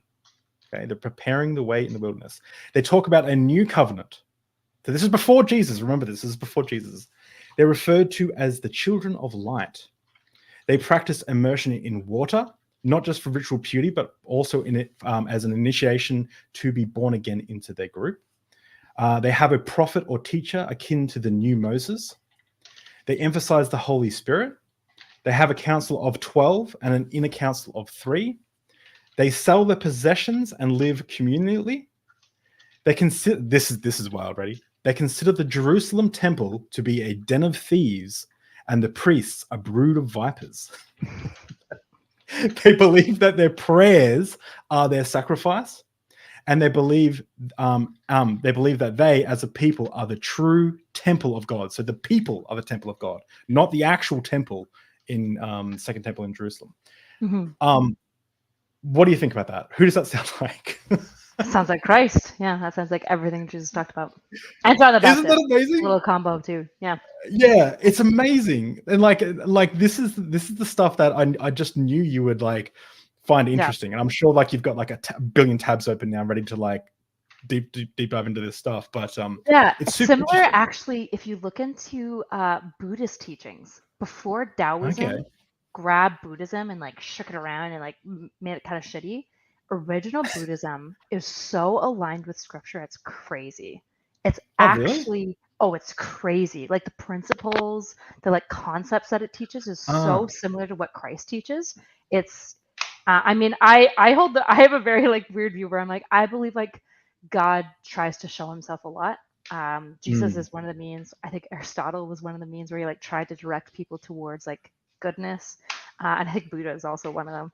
If I'm being, since we're being super heretical here, I may as well just let the rip all heresy fly. the sleeves off. Yeah, exactly. So that's kind of how I see God. If you look at the there's a lot of people that really love original Buddha teachings, and they're really beautiful. Honestly, I would highly recommend like reading some of the original stories and stuff. They're really cool. Before Taoism kind of got in there and was like, how do we control people? So yeah.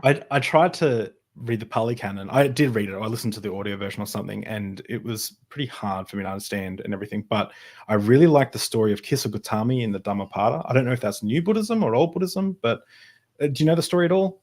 But maybe if you described it to me, I would remember. Very similar to Jesus in that. So it has mustard seeds, but similar in that a woman, her child has just died, and she runs to everyone, help! Can you help my child just died? This story, yes, okay. Yeah. And someone says, go see the Buddha. He goes and sees the Buddha. The Buddha says, yes, I can help you and your child, but you need to bring me some mustard seeds, but it must come from a house where no one's died. And she goes from house to house. And each person says, yes, I can get you mustard seeds. Oh, wait, no, someone has died here. And eventually she realizes that no one escapes death. So she brings her child to the burial ground, buries him, and then goes back to the Buddha. And the Buddha says, where's your child? Like, how are we going to? And she says, forget about my child. Let me be a disciple. Because she was taught the lesson that death is inevitable. That really helped me. That was like a really beautiful moment when I was it's a family death. Beautiful story, because it's also this story about like no's. Like essentially, like sometimes things just don't work out. Sometimes like your Hollywood story isn't there, which I think is like really, really important for obviously people of faith, but also just anyone to understand that like sometimes things just are tragic. And that's part of the lot of life. And like, how do you reconcile that with your faith, with yourself, with your community? So, yeah. Yeah, for sure. Well, we're coming up to time. Can you go a little bit over? Or are you 90 minutes? I'm good. Do you mind if I knocked my cup over? So do you mind if I just? Yeah. Okay. I've got a waterproof thing. I just want to like wrap it up. Yeah. No problem. And let me while Carla does that, let me look for.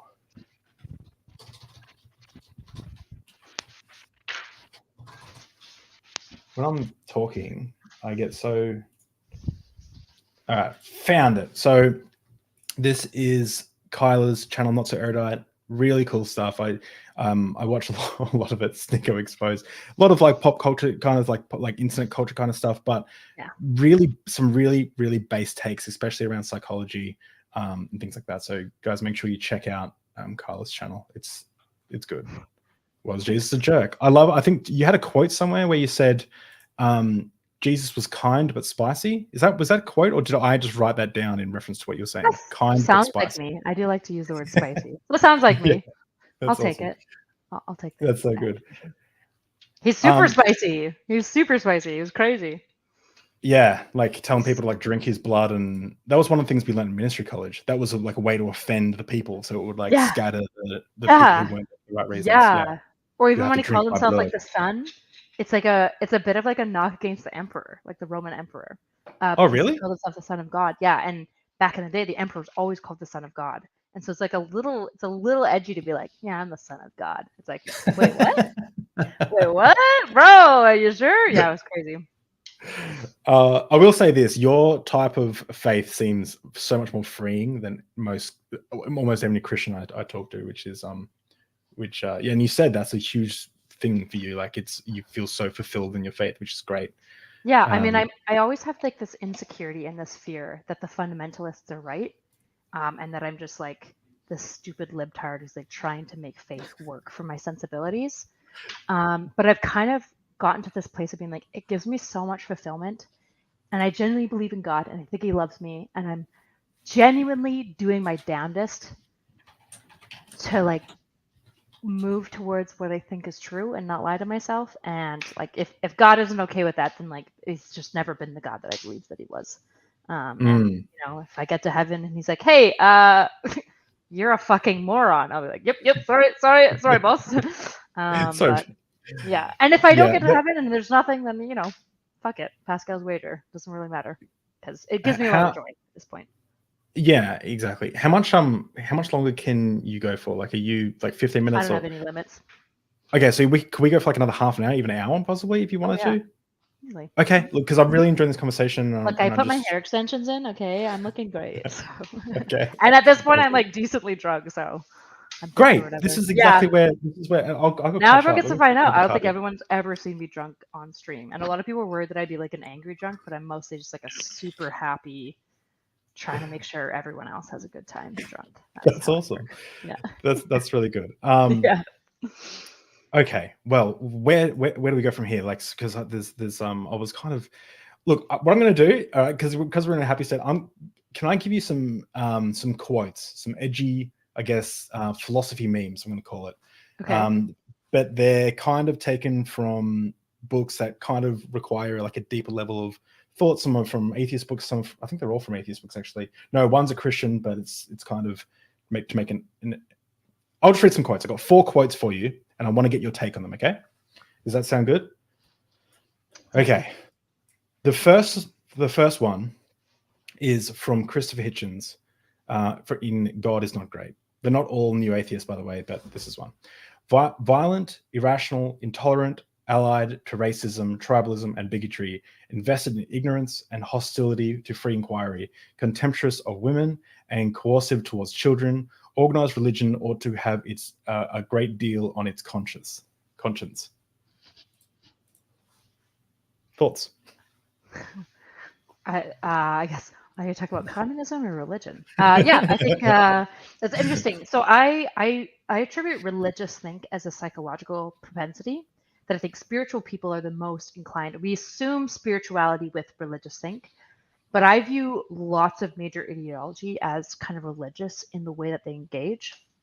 And I think the more fundamental religious you are about your group, the more we see bigotry and hatred and like these outgroups suffer as a result of it. And so it's not surprising to me that religion has done it, but it's hard to look at the last 100 years and think I can't take away from the last 100 years of being like it's just religion that can lead people to like hatred and violence. It's like, oh, it turns out it's any idea that we get very in-grouped about and deeply partisan to kind of what I would call a religious degree. I think like the things that were done in fascism, the things that were done in communism, even if you look at like the Rwandan genocide, right? The Hutu and the Tutsis, yeah. I don't know. It feels like ideology that's extreme and groupthinky can lead to really scary outcomes. And I don't think religion is the only method of that, but it is absolutely a medium by which that's been attained. No question. Which is sad. Yeah, interesting. Yeah. There's have you ever seen the Christopher Hitchens and Stephen Fry debate, 2 members of the Catholic Church? Yeah. Yeah. That's probably the only time, and don't use the word because I know you know how to stream, but he uses the F slur like for homosexuals. Yeah. And he uses that, Christopher Hitchens uses that in a way that I'm still very uncomfortable about, but it's probably it's close I'll ever get to, for me finding an acceptable use of that word, where it's like what he does is he essentially uses it to demonstrate like how disgusting like the idea of not letting LGBT folks into the church was.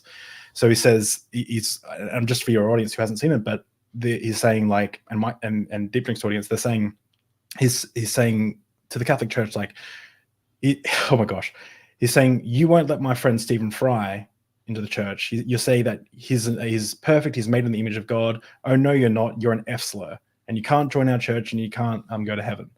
And the way that he said that was so harsh. Like, he says literally a word that's pretty brutal, but he does it in a way to show the seriousness of the crime, the moral crime, I think, for the Catholic Church. And I really appreciated that. What are your thoughts on that with someone who has a tactical slur? Yeah, who has a gay brother who, like, you've seen firsthand what the church did to him. Is your question about the slur use or about the way that the church engages? Yeah, like, I guess both. Yeah. I think words are words. I think a tactical slur is just as good as a tactical swear. I don't know. Yeah. I think the words have power that we give them fundamentally, and I understand why people give words certain power. I just have a hard time caring about words that much, if I'm being honest. Because it's the ideas behind it that matter. Bosch was right. Tactical slurs are base. Not that I've ever used them, to be honest. No, but it is interesting, just because it really, like, you really need to bring home the seriousness of the crime. I won't say it, but I did an interview with an ex-Muslim, and they asked me, and I described in detail, I guess, Muhammad's first night with Aisha, and just describing it in detail, like saying, like, when Muhammad pulled out his erect penis, and and I just describe it in detail, describe what would happen, not in like a flamboyant or like over the top way. It made it like, oh shit, like, it's like all of a sudden you realize it's definitely bad. It's not something that you can just she was at the age of maturity, and you can't. It's like, you got to get. It's like, this is serious. Yeah, it's punchy. I just think in our current social media culture, there's like this desire to use really punchy words when they're not really warranted. So I think that it loses its effect. Like, I think the word like genocide, for example, it's kind of been like stretched. The word grape, which for whatever reason YouTube won't allow me to say the actual word, which is really cringe, gets like stretched. So I understand the utilization of it from a agitative standpoint. It can sometimes, I think, take away from the actual idea wrestling because it morally loads what you're talking about. But yeah, I understand kind of like what you're saying. As far as like how the church engages with the LGBTQ community, I think it's pretty pathetic. The church definitely just like picks and chooses its sins. It's like super chill with gluttony, but it has like a really big issue with like gay people, and it's not like obvious to me. I'm still trying to figure out the principle behind sexual sins, because the way that sexual sins looked when like Paul was writing, for example, is not like, they were dealing with a lot of like paganistic like church boys that were getting like fucked from behind, and it was like super abusive. Like, it's really hard to compare that to a modern era of like a gay couple. So I'm trying to figure out like what's the principle behind sexual sins. Is it the reason I use gluttony is I feel like it might be something similar, like this kind of audaciousness to just be like, to stuff yourself into just like have, and kind of like in the case of sexual sin, to the expense of others, feels like connected to the sexual sin. But I just feel like, I just hate fundamentalism. I think it's inherently heretical, and I think it's led to a lot of bad theology. And I think, even though I'm a Protestant, because I'm protesting the Catholic Church, I think Protestants have like some of the worst theology on the planet. It's pretty embarrassing, and I don't like talking to them about theology. Do you don't like the Hillsong Bethel type, esque? Like, what's worse for you, the Kenneth Copelands, the prosperity preachers, For or sure, I think they're evil. Yeah. The Hillsong people are just like Hillsong, especially. I don't know if you've ever met people from Hillsong as an Australian. I've not only ever met them, like Bobby and Brian Houston, the creators of it, used to be like friends with Bobby had a 50th at my friend's house. Like, yeah. My church was super connected with Hillsong when I grew up, actually. Oh, wow. Okay. Yeah, weirdly. Yeah, super. I don't know if you know like Matt Corby. Do you know who Matt Corby is? I know the name. It's been a while, but I know the name. He's a singer-songwriter who was burned by Hillsong, but he was a really burgeoning singer-songwriter in Hillsong Church before he got burnt by the church. And now he's agnostic, and he's a brilliant musician. You should definitely check him out. But he had like this weird relationship with the wife of one of my church's pastors, and so we had like this weird tight connection with Hillsong. There's like a lot of bad theology in it, but like a lot of the Welcome Hillsong home. members are like, they're kind of like the type of Christians where I'm like, they're the type of Protestants where I'm like, yeah, you should just be that. Where they're like, I just like want to love people and be nice. I'm like, I don't know how I Yeah. feel about gays, but I don't really want to judge people. And like, I just want people to experience God's love. I'm like, that's not super theologically sound, but you know what? It's probably literally closer to what God wants than like the new growth of like online Eastern Orthodox. That's like, I only believe in God so I can justify hating women and gay people. Yeah. Like, okay. Yeah. Yeah.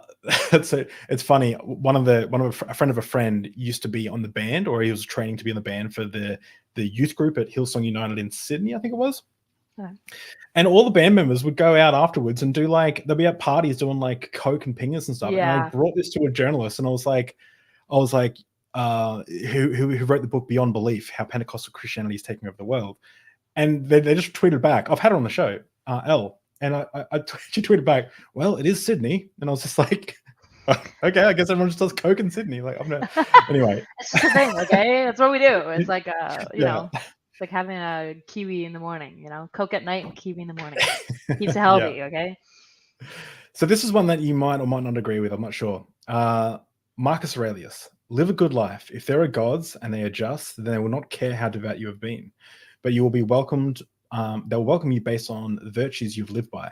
If there are gods but unjust, then you should not want to worship them. If there are no gods, then you will be gone, but you will have lived a noble life that will live on in the memories of your loved ones. Sorry for my reading. Good. You know, one of the original Stoics. I'm a little biased. Okay, I love the OG Stoics. I like Epictetus more, but Aurelius is pretty good. There are gods, they're just, then they will not care about how devout you've been, but will welcome you based on the virtues you've lived by. If there are gods, but unjust. Yeah, sure. It's like fair enough. I don't know. I try to be very cautious and humble as a human. Like if I truly believe that God is infinite and omniscient and omnipresent, I try to be, so this is where I think liberal Christians are a little bit cringe, where they're like, that's just nice. And I'm like, anybody who's dealt with addiction can tell you that just being nice and enabling is one of the fastest pathways to hell. Like, it's not good. It just makes you feel good. And that's not love. And so probably in part because of my addiction work, I understand that like God is, if I believe that God is love, that means that there's going to be harsh lines and there's also going to be like high levels of grace. The issue is that I don't know where those two lines get drawn.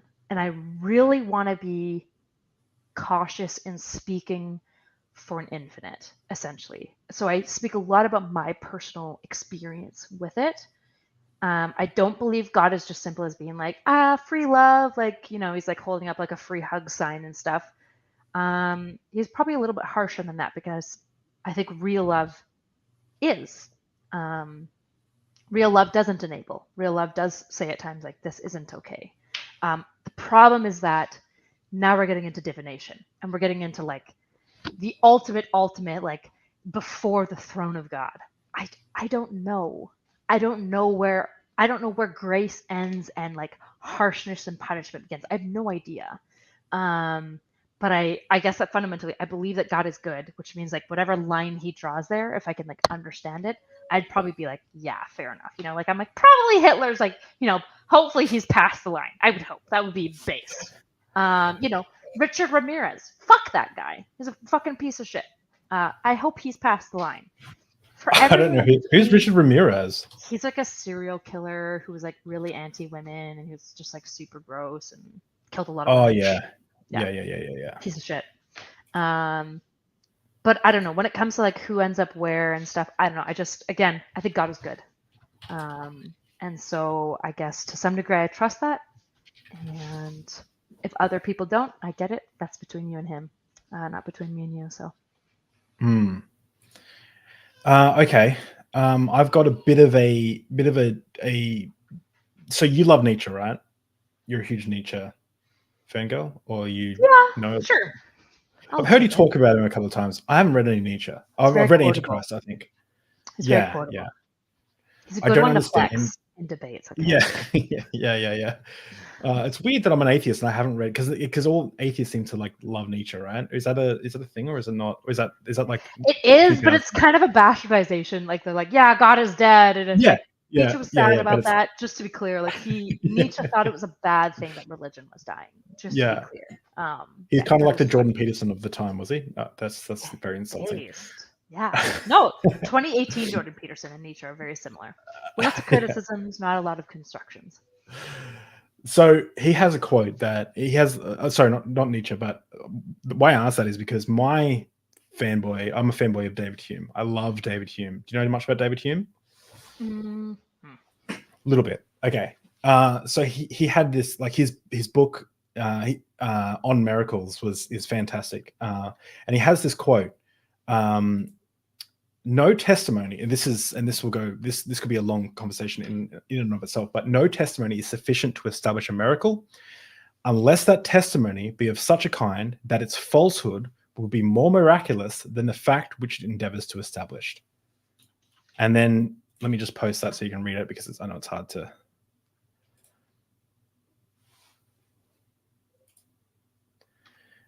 And then he goes on to say, a wise person proportions his belief to the evidence. What do you think? Because that first one there is probably the most contentious, but I think the first one is this one on screen. No, the one on screen. To establish a miracle. Pro tip about me. This is my husband's bane. I'm terrible at listening to people read things to me. I need to read it myself. I literally, when people read to me, I just zone out and I do other things. That's what my wife's like. No testimony is sufficient to establish a miracle unless the testimony be of such kind that its falsehood would be more miraculous than the fact which it endeavors to establish. Interesting. So for example, like let's say, I think he gives an example. Like let's say you see someone have their head cut off. And the next day you see them walking down the street and they say, my head came back on. What is more likely? That one, you're mistaken, or two, they were lying, or that their head actually did come back on? It's about... Hence, did you watch their head get cut off? Yeah. If you watch their head get cut off, then the only likely answer is that like some sort of weird miracle happened, or it was a body double. Yeah, it could be another. Let me just. This is going to be here. Can you? You know what? I'll bring this up on screen so we can read it together. Okay.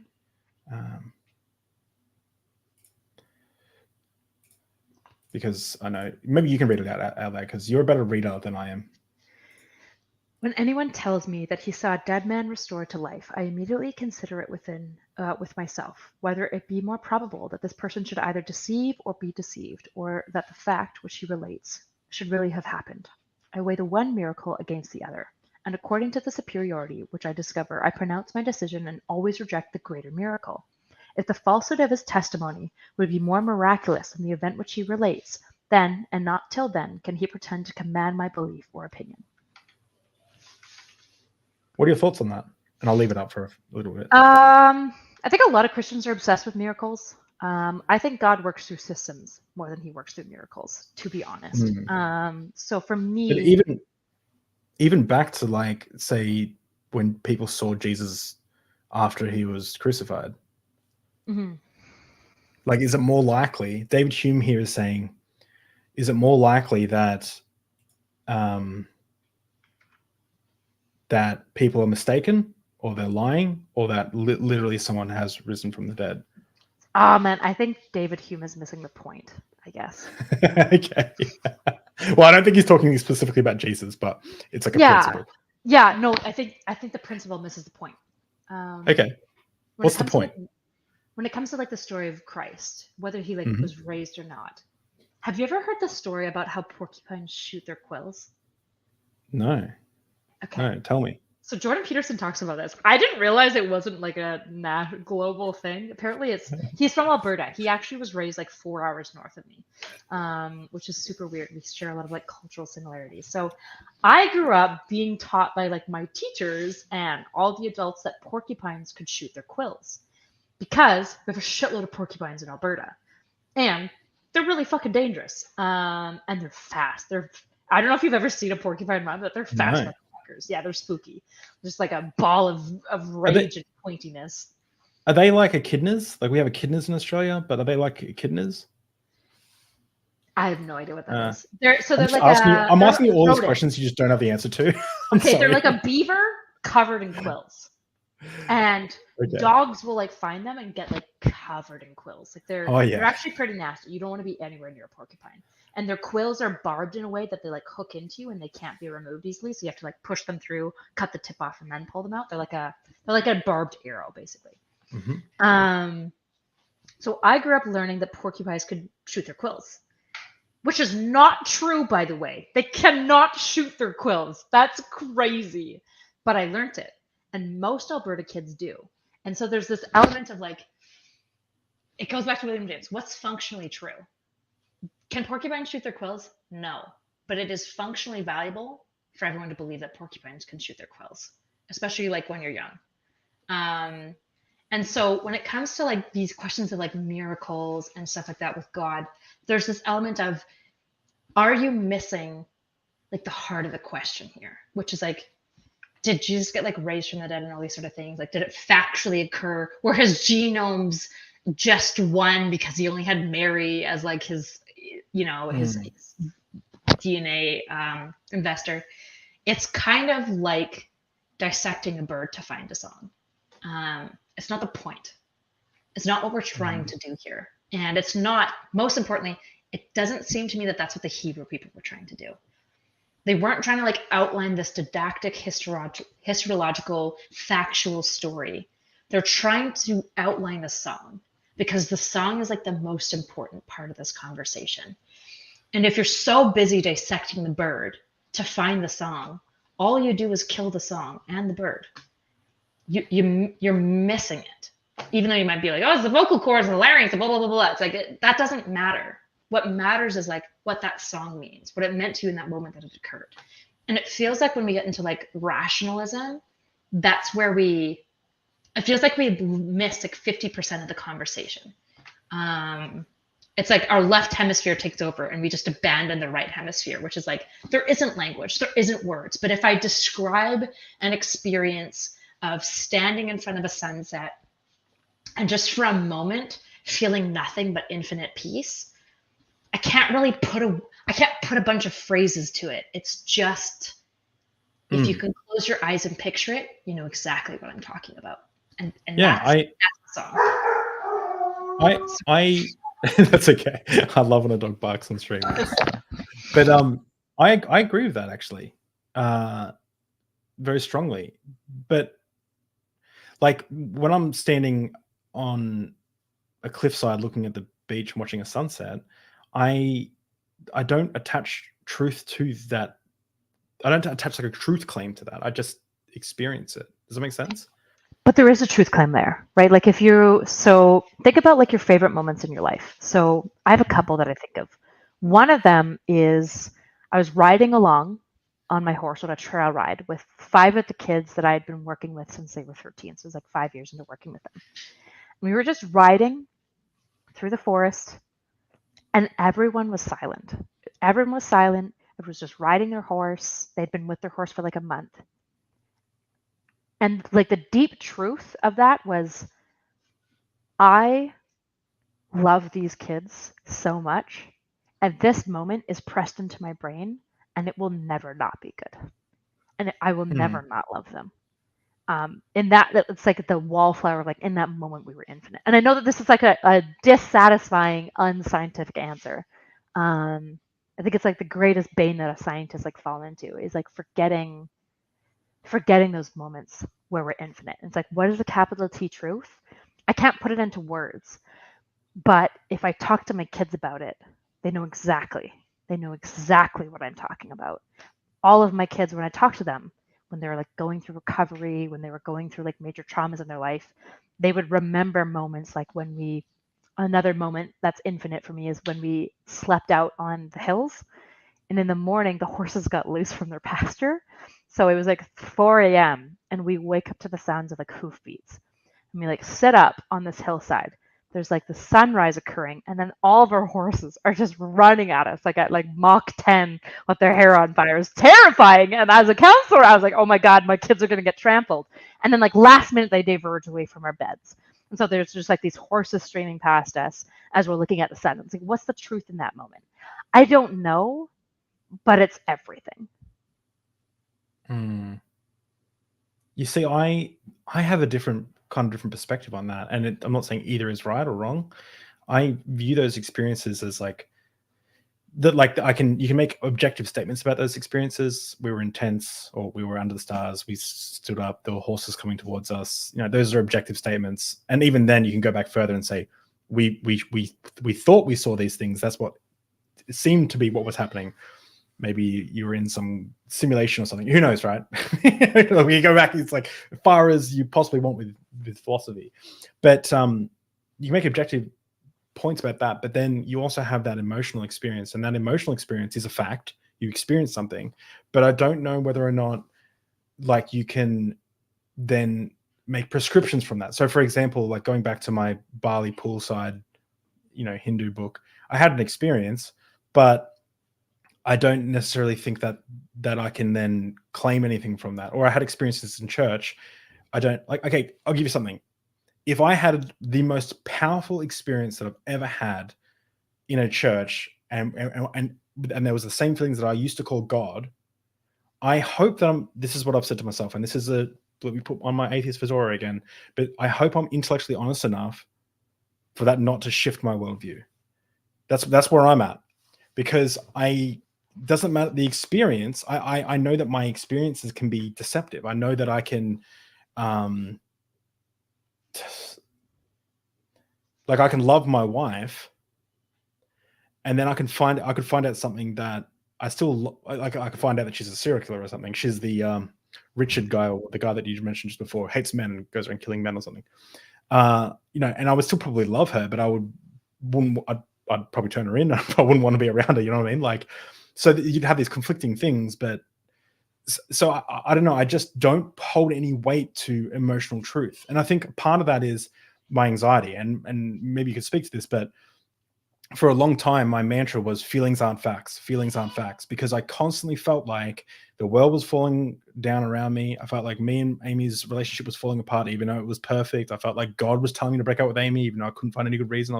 I felt like I talked about this in a previous stream. I had OCD, and part of the OCD I had was God wants me to break up with Amy, which is part of purity culture. I had OCD thoughts that I was going to spontaneously, quote unquote, become gay, and then I won't be attracted to women anymore, and then that'll make me and Amy's relationship fall apart, even though I'm straight, like, and I'm like, it was wild. So I'd have these intrusive thoughts that I had to work with a therapist with. And my big thing was feelings aren't facts. I may feel like everything's falling apart, but it's not. I may feel like, I've got some sort of terminal illness, but I don't. Like and so I always have to try and push towards facts. And a lot of people, including my psychologist, say I'm very open intellectually, but I'm very closed off emotionally. Like I put a wall around. I don't like change in my emotion. I don't like it to sway me. And that might be a fault of my own, but yeah, what do you think about that? Like you can. Yeah, feelings aren't facts, but feelings are flags. And I think that's really important. And so it's really important to figure out your feeling system and when it gives you false flags, right? When you have a mental illness, for example, I have anxiety. My feelings give me false flags all the time. Yeah, all the time, right? Yeah. I'm sure you're very used to misattribution of arousal, where you're feeling really agitated and weird. It's a classic anxiety thing. And so like, it's probably because my partner did something that upset me. And so you like start a fight with your partner, and it's like, no, I was just like anxious this morning, right? SSRIs changed my life, because I was like, oh, wait, I can like be in my body and like not feel distress all the time. Feelings are flags. And then there's these moments like when you feel infinite. And I think that it's a feeling, but it's also like the spiritual moment.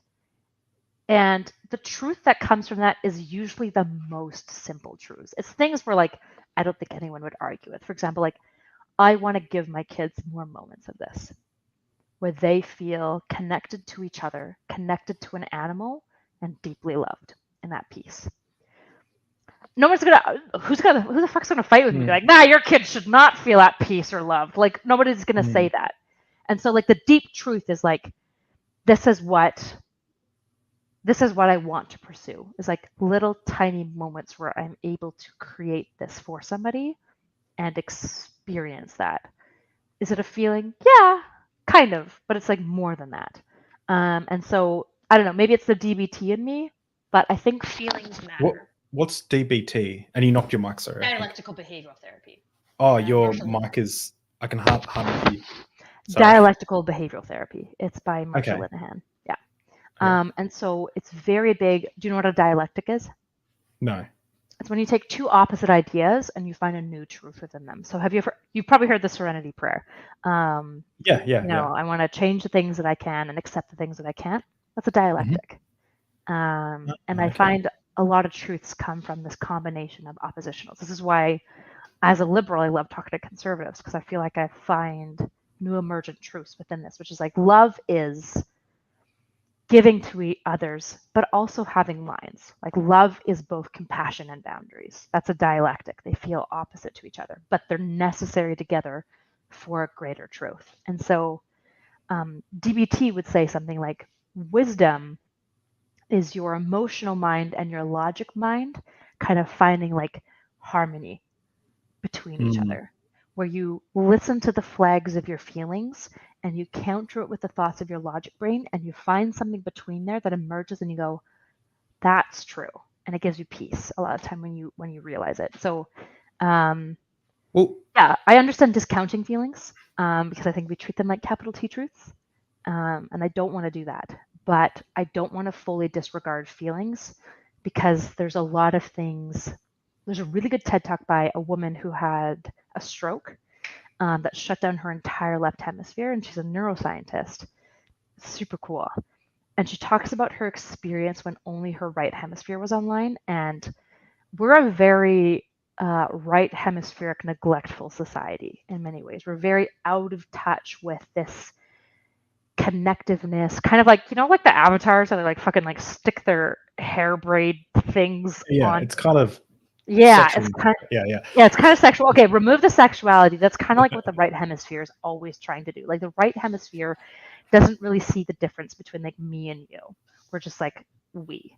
And I feel like our society misses that, which is why so often we try to dissect a bird to try to find a song, which I don't think is what we should do. It's so, you see, I could even see myself being someone who I don't think I could see myself, but I could see it. I could see how I could process being someone who prays, sings praise and worship, does all those kind of things, but admitting to myself that I don't actually believe those things. Is that weird? Is that like a weird thing? Because it's like, I feel like if you've heard those experiences where they've had to cut the connection between the two hemispheres, and someone points to, do you believe in God, and they point to yes and they say no, or they say yes and they point to no. It's like, does half the brain go to hell and half the brain go to heaven? Like, it's like, yeah, love the language in heaven. Okay, it'll just be fifis. It'll be awesome. Yeah. So I've totally lost my train of thought. This is the alcohol's affected me very much so, but I lost my train of thought. Sorry. You're talking about left hemisphere, right hemisphere going to hell and heaven. Goddamn, I got. Yeah. Sorry. I can see that. Like, I could have. Apologies, everyone. The alcohol has affected me, but but I can see how someone could have these experiences and find, I guess, quote unquote, truth in them. I just it goes back to fundamentally that I think that in order to kind of build an objective worldview, I can't like if someone showed me some artwork and they're like, do you like this artwork? I'm like, yeah, it's amazing. Or like, what, when me and my wife are having sexy time, I'm not like, okay, 3 thrusts in is the optimal, like I'm not going to there are moments when I use the art, the music, the taste, the texture. When I'm cooking, I hate baking. It's all measuring and shit. Like, fuck that. But when I'm cooking, I can like add a bit of this, add a bit of that, and like, you know, taste it. Like, you know, I can. It's a different part of my brain, part of my human experience. So I could definitely see how like someone in that case could like, I guess, be religious but not be religious. So they're like, oh, I know it's all just make believe. In fact, I interviewed Biddy Buddha, who, when she deconstructed her faith, she became really nihilistic and she hated it. She became really depressed because she was just nihilistic. So she found this thing called ritual agnosticism. So she still does like crystals, tarot cards, Buddhas, meditations, like all that kind of stuff. Like you see her dreadlocks down to her, you know, bum, like she's really into like that kind of, I guess, scene, you know, and but she doesn't attach any truth claim to them. She does them as like a fun, like she does tarot cards as like a fun way to engage with like a side that she misses. Now she's not in religion, but she doesn't, like if you were to sit her down and be like, do you believe that there is something behind this? She'd go, no, like, well, maybe some like emotional state or some like thing, but not like ghosts or like God or something. Sure. And I guess I would say the emotional state is what's behind it. Like, why are we dismissing that? I don't know. It seems odd to me just to dismiss that thing. It's like, do you read fiction? Like some of the most important stories in my life are fiction. Yeah. They're not true, but they're true. They're fucking true. Have you ever read Stormlight Archives? It's the greatest. No, I haven't. It's amazing. Stormlight Archives. Okay. There's this character. Oh no, I'm too drunk to remember his name. Old guy. Oh, Brandon Sanderson. Brandon Sanderson, it is. And there's this character. He's this old guy. Hold on, I need to know his name. I love that we're just like I'm just okay with like just us googling stuff now in the interview. This is the perfect level of drunk. Dalinar. It's Dalinar. I always Google stuff. Why would I wrestle with ideas if I can't Google things? Like, yeah, exactly. Why would I wrestle with you if I just have the incorrect remembrance of it? His name is Dalinar, and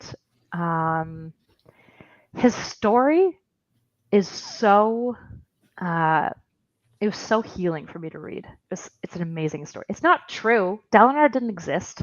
There aren't like magical sprites that give you superpowers. But none of that's real. But Dalinar's story is true, which is like the story of a man who did evil. He did great evil. And he hated himself for it. And to escape the like wrongs that he's done, he made a trade with essentially like a witch who helped him forget it. But at the cost of him forgetting his evils was he also forgot his wife. And when he starts like making this relationship with this spiritual sprite person, he suddenly has to remember everything. And so part of like what happens in the Stormlight Archives is you have to make a bunch of pacts. And so one of the quotes is like, what's the most important step? That's like the question he's been trying to answer this whole time. And the answer is the next one. And for me, when I read that, as somebody, I deal with a lot of self-loathing. Not for good reason. Like Dalinar genocided an entire city. I've never done anything like that. I'm actually like I haven't done like anything crazy. I don't have a good reason for self-loathing. I was just bullied a lot, I think. But it's this story of no matter what you've done, there's a journey ahead of you that you can make up for it. There's a journey ahead of you that can be meaningful. And Dalinar becomes the greatest character ever. He's the most honorable. He's the most true to his like pacts. And when I think of things like religion and emotion, it feels like, this is what I mean. It feels like North America in like desire for empiricism, which like I love science.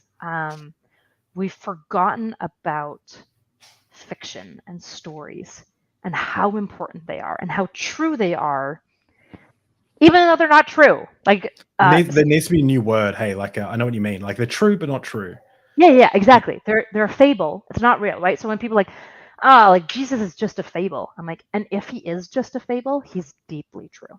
He's the most true thing ever, even though he's just a fable. That's fine with me because he's deeply true. Like what he's teaching us, what he's talking to us about, the like dynamic nature that we have with like us and the world and like maybe the eternal is so deeply meaningful that something like whether or not it's like factual or not it feels to me like missing the point. It's like it would be like somebody being like, how can Stormlight Archives be meaningful to you? It's not even a real story. And I'm like, what? Yeah. I want to murder people who do that. Like two books that have really impacted me was Stoner.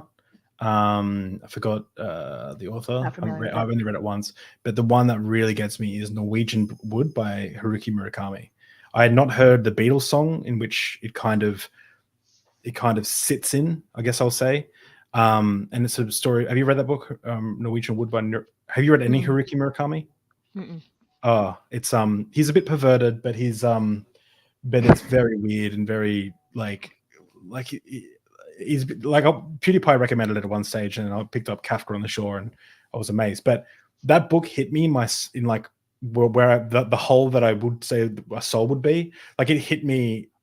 It changed me. Like I that book did something to me, and it's just fiction, and it's about teen angst, suicide, depression, anxiety, love, sex. Like it's about all that kind of stuff, and about some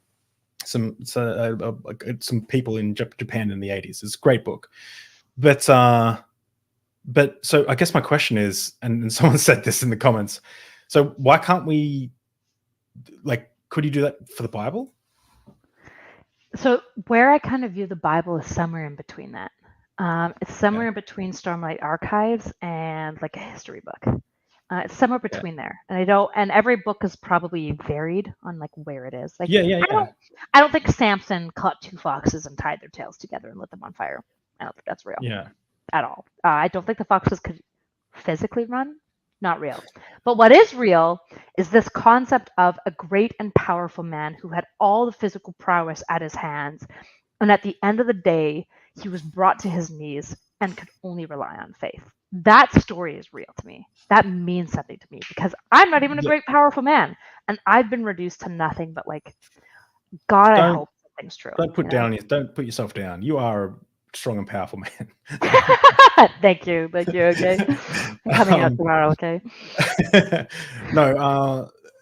Yeah. So I can agree with that. And there's even stories like, so one of the things that Dr. Josh brought up when he came on is, have you heard about the parallels between like the Epic of Gilgamesh and crazy. Love the story of Gilgamesh. It's super cool. Yeah. And I haven't read the flood and stuff like that. Yeah. Yeah. So there's this theory that talks about the primeval history. So between Babel, before Babel, all the way back, is like a polemic against Mesopotamian society. So the idea is like, so there's one interpretation of the Bible, and that is those things are true. You know, Noah built a magical zoo boat, and it's all true. And like koalas walked all the way from Australia, and they got on and crawled away back, and like all that stuff, right? Yeah. But and then there's the interpretation, well, they're allegories and stuff. But the most interesting interpretation, and I think the one that's most likely true, is when, you know, the Israelites were in captivity by the Babylonians. They were writing the story that was like, fuck the Babylonians, fuck Mesopotamian society, our God's different. And they create this story. So, you know, the Epic of Gilgamesh is about like towards civilization. It's like Enkidu, you meet, I'm going to butcher the story, but essentially like starts in the wilderness, grows big, goes towards civilization. Civilization is a good thing. But you read the Bible and it's Abraham, like, you know, Sodom and Gomorrah destroyed. Abraham goes around in tents. Like the worst thing that humanity could do was build a giant tower. And God's like, this is bad. I'm going to disperse the languages. It's like very anti-civilization. And it makes sense in the context of like, well, the Babylonians were kind of fucking with the Hebrews at the time. This makes sense that it was written down. This makes sense that it was a story written in a way to give like ownership, power, like taking back, like reclaiming their story for the Hebrews. And that makes sense. And that's beautiful. That's amazing. And that's how I kind of view it. I view it as like a naturalistic kind of naturalistic interpretation of the history. It's like, this is why it probably happened. It was a polemic against Mesopotamian society. I think that's so much more interesting than God did it, and, you know, don't worry about Jericho. Probably didn't fall down when people whistled around the wall or sung around the wall for a few days. You know, like it just. Yeah. And I basically, you know, the painting of Adam where their like fingers touch with God. That's how I view the Bible. Like the Bible is somewhere in between this, where like, is it didactic history? No, obviously not. That's not how these people wrote their books. That's not the point of it. Fundamentalists are fucking on crack to think that that's the point of this book. It's not, obviously. But somewhere in there, the material and the physical mesh. And I don't know where exactly, but I kind of see that touch point as like those moments of like awe, those like moments of like interpersonal meaning. And maybe it's nothing. I guess essentially I'm willing to take a step off the cliff.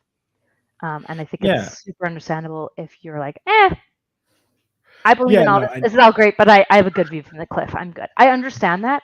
But for me, I don't know how I not step off the cliff, essentially. Yeah.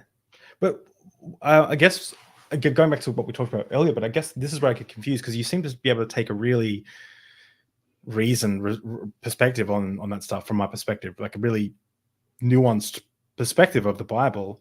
Why don't you just do that for this? Like, you know, slavery is wrong now. Like, you're not going to say like slavery is cool. Like, slavery is wrong. Like certain things were like like it's almost like it's insulting to imagine that a God couldn't come up with a better system, or like at least like encourage people a little stronger in certain areas. Like, why don't you just say that, like, yeah, you know what, it probably wasn't good that every newborn in Israel was to be killed by the angels, like, oh no, in Egypt was to be killed by the angels. Like, why not just say like these were stories written that God wasn't involved in those things, or like he was just letting people be people, or like as Brittany says, humans are going to human. Like why I guess bite the bullet on all the harsh shit, but then like all the stuff that like isn't, you don't have to bite the bullet on. You're like, yeah, it's probably made up. Like, it's probably it's true but not true. But like why? It just seems so much more easier for you to like not have to bite the bullet on all that harsh shit. I'm not striving for easy. I'm striving for honest. Okay. I guess two parts. Number one, I haven't looked a ton into those laws, so I just don't have the exegesis to comment on it. So I the best I can do is like theorize about it. I'd have to look into it. It's possible that slavery was necessary at the time. Like, it's possible that without it, you would have been surpassed and annihilated by all of your neighbors. Maybe that's why God was willing to let the Jews engage in this, because he didn't want the Jews to be decimated for like whatever reason.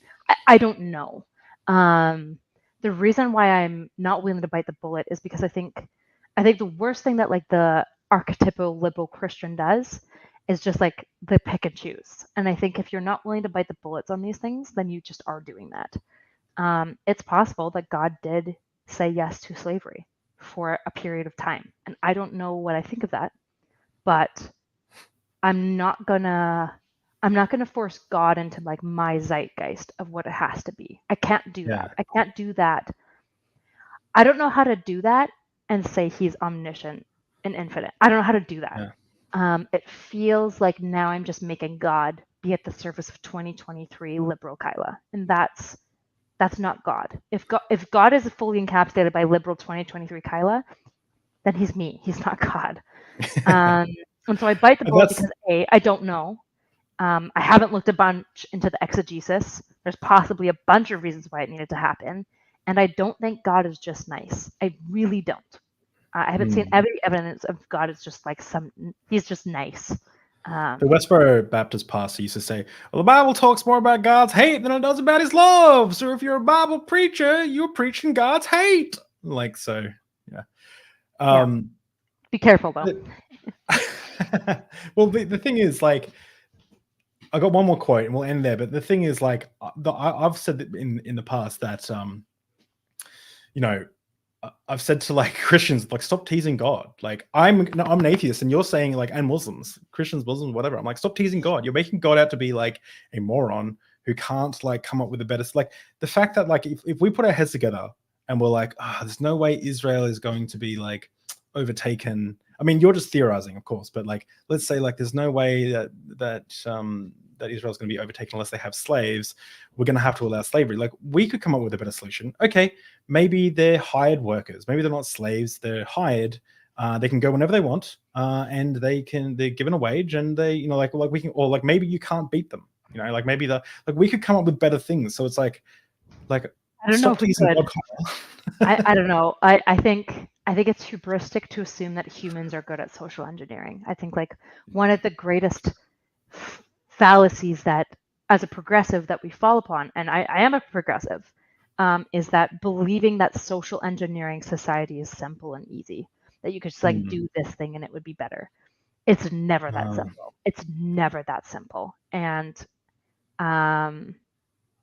because there's not just the wealth of things I know that I don't know, but there's also this massive wealth of things I don't know that I don't know. This is why it's actually interesting looking into climate science. Really good climate scientists will tell you like one of the worst things about prediction models is there's just a shitload of stuff we don't know about the environment.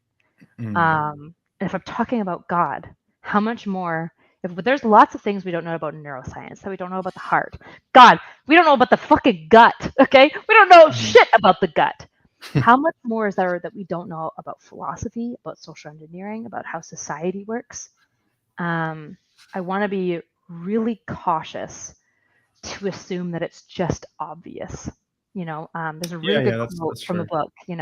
Distrust. Question tradition, but distrust the obvious.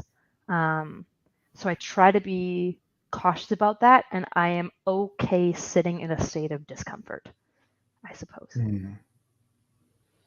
Okay, I like that. Okay, last quote, and this is a quote. I think it's a Christian poem from the 16th century, but it's quoted at the start of God Is Not Great, one of my favorite books by Christopher Hitchens. I'm just going to post the last part because it's the only part that matters, but the poem goes like this. Oh, wearisome condition of humanity, born under one law to another bound, vainly begot and yet forbidden vanity. Created sick, commanded to be sound. And I'll just post that now so you can see it. So, and I want to ask you about this. So this is the concept of original sin. You're created sick, commanded to be sound. And it goes back into, I guess, evolutionary biology, and a young Earth creationist me could come to you and say, if the Earth is 4 billion years old and life's been around, why did heaven wait there with folded arms for 3.39999 billion years, and for the last 4,000, as writing became available, popped down and said, oh, by the way, there was this tree, and these are the laws, and don't eat shrimp, and don't marry your sister, and like what? Or you can marry your sister now, but not anymore, and like what? It just seems like, where do you place us in the cosmos? This is a big question. What is the cosmos to you? Like, what is life? Like, if we go back to the Australopithecus have a soul, like when did the other species of humans, did they have souls? Were they going to heaven? Were they saved by Jesus? If society, and I'm getting a bit ranty here, but if society moved to Mars, started living on Mars, and Earth was mainly destroyed, would Jesus return to Mars, or would he return to Earth? Where we're created sick, commanded to be sound. Like, what is your overall philosophy about what the fuck we're doing on this earth and life in general? Okay, I'm going to give you the annoying answer, and then I'll give you a better answer. Okay. I think this is a really good Sadduceic question. These are the questions I have. And what Jesus said to the Sadducees when they said, okay, Jesus, say I'm married. That person dies, and I get remarried legally. Am I married to both when I go to heaven? And I'm pretty sure Jesus says, bro, shut the fuck up.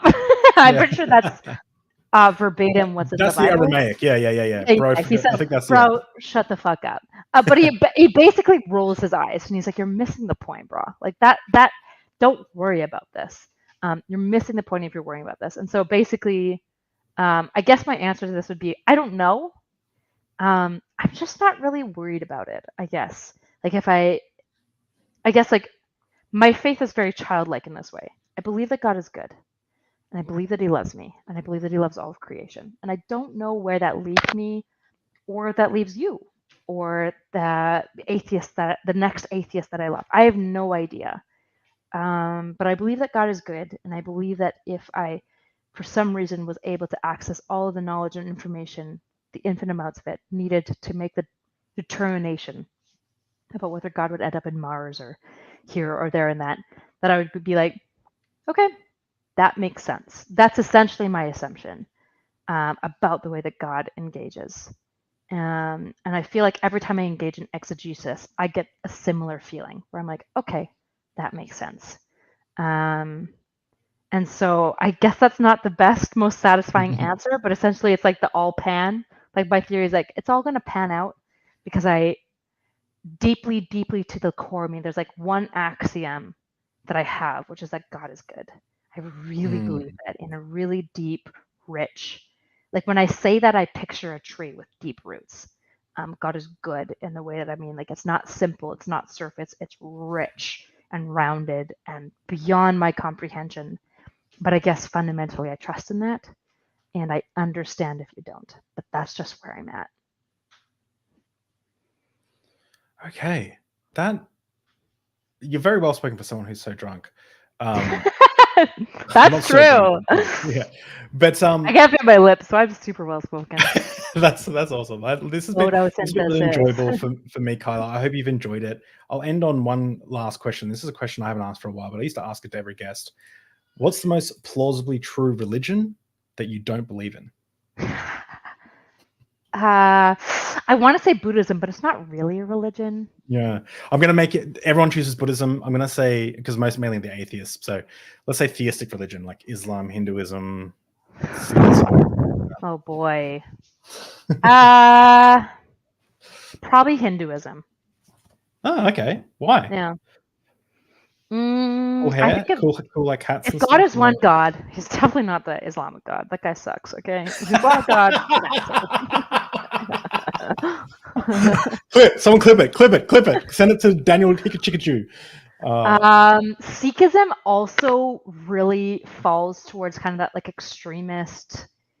I don't know. There's so much like extremist negativity that comes out of there. Although to be fair, my knowledge of Sikhism is less than my knowledge of Hinduism. Because Hinduism is like God is kind of in everything. It's kind of like New Agey. There's this. Let me just interrupt you, but there's this temple in Sikhism that they give out vegetarian meals. They give it like a huge amount every day. I forgot how much it is. It's let me just quickly share this. They like give out. It's like all just volunteers is giving out free meals. This temple, the Golden Temple. Oh, I forgot how many meals it is. It's like it's thousands. I can't remember, but it's always religious people who do like almost all of the non-profit work. It's kind of crazy. Maybe that or Yassians. Was that considered a religion? If Yassians, I'd be down with the Yassians. Or the Essenes? Yeah, the Yassians. It's like and then Judaism. What are the Islamic? 100,000 meals a day. Sorry. Wow. There's the Islamic kind of pagans who do a lot of like circle dancing and prayers. Yeah. I can't remember the name of it. Maybe that.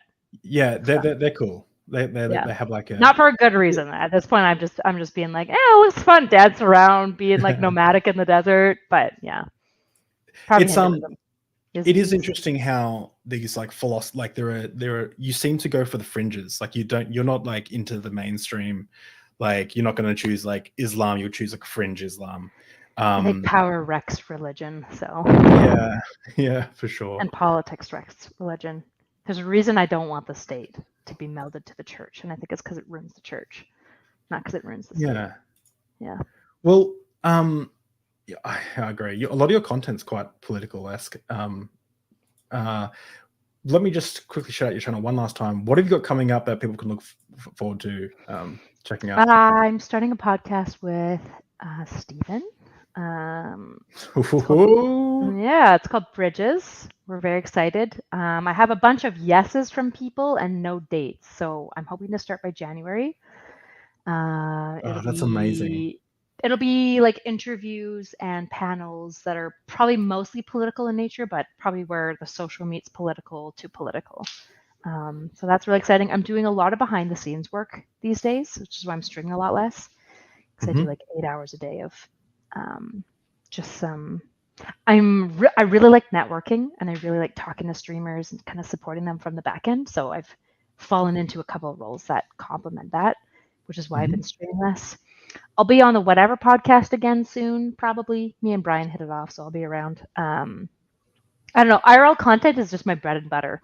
I'm so much better at it for some reason. I don't know why, but if I have a person to talk to it's like my charisma comes out. Whereas if I have like just a camera, I think Yeah. Yeah. The part of it's the real big downside being in Australia is a lot of the guests I talk to are in America, and otherwise I would be pushing to get like a live studio going for deep drinks, because I think it adds so much more to it, especially drinking. Not that every guest has to drink. You should do MDMA on your podcast. You got the best conversations. Holy shit! I've never done MDMA. I've only done. I've had some LSD, a tiny amount, and weed. That's all I've ever done. Okay. MDMA is just like I don't even want to do anything but MDMA. It's so like a very small amount. It's just like you're like, do you want to have a DP? And people are like, yeah. I want to have a DP. It's awesome. I love it. Yeah. I would look forward to seeing you and Stephen's podcast. That sounds awesome. I watch Destiny a lot, and watch you a lot as well. So that'd be great to see. Well, guys, thanks for everyone for coming out. I really appreciate it. And hi to Kyla's audience as well. It's nice to see everyone. Make sure you come over, subscribe to my channel, subscribe to Kyla's channel, and we'll see you guys later. Bye.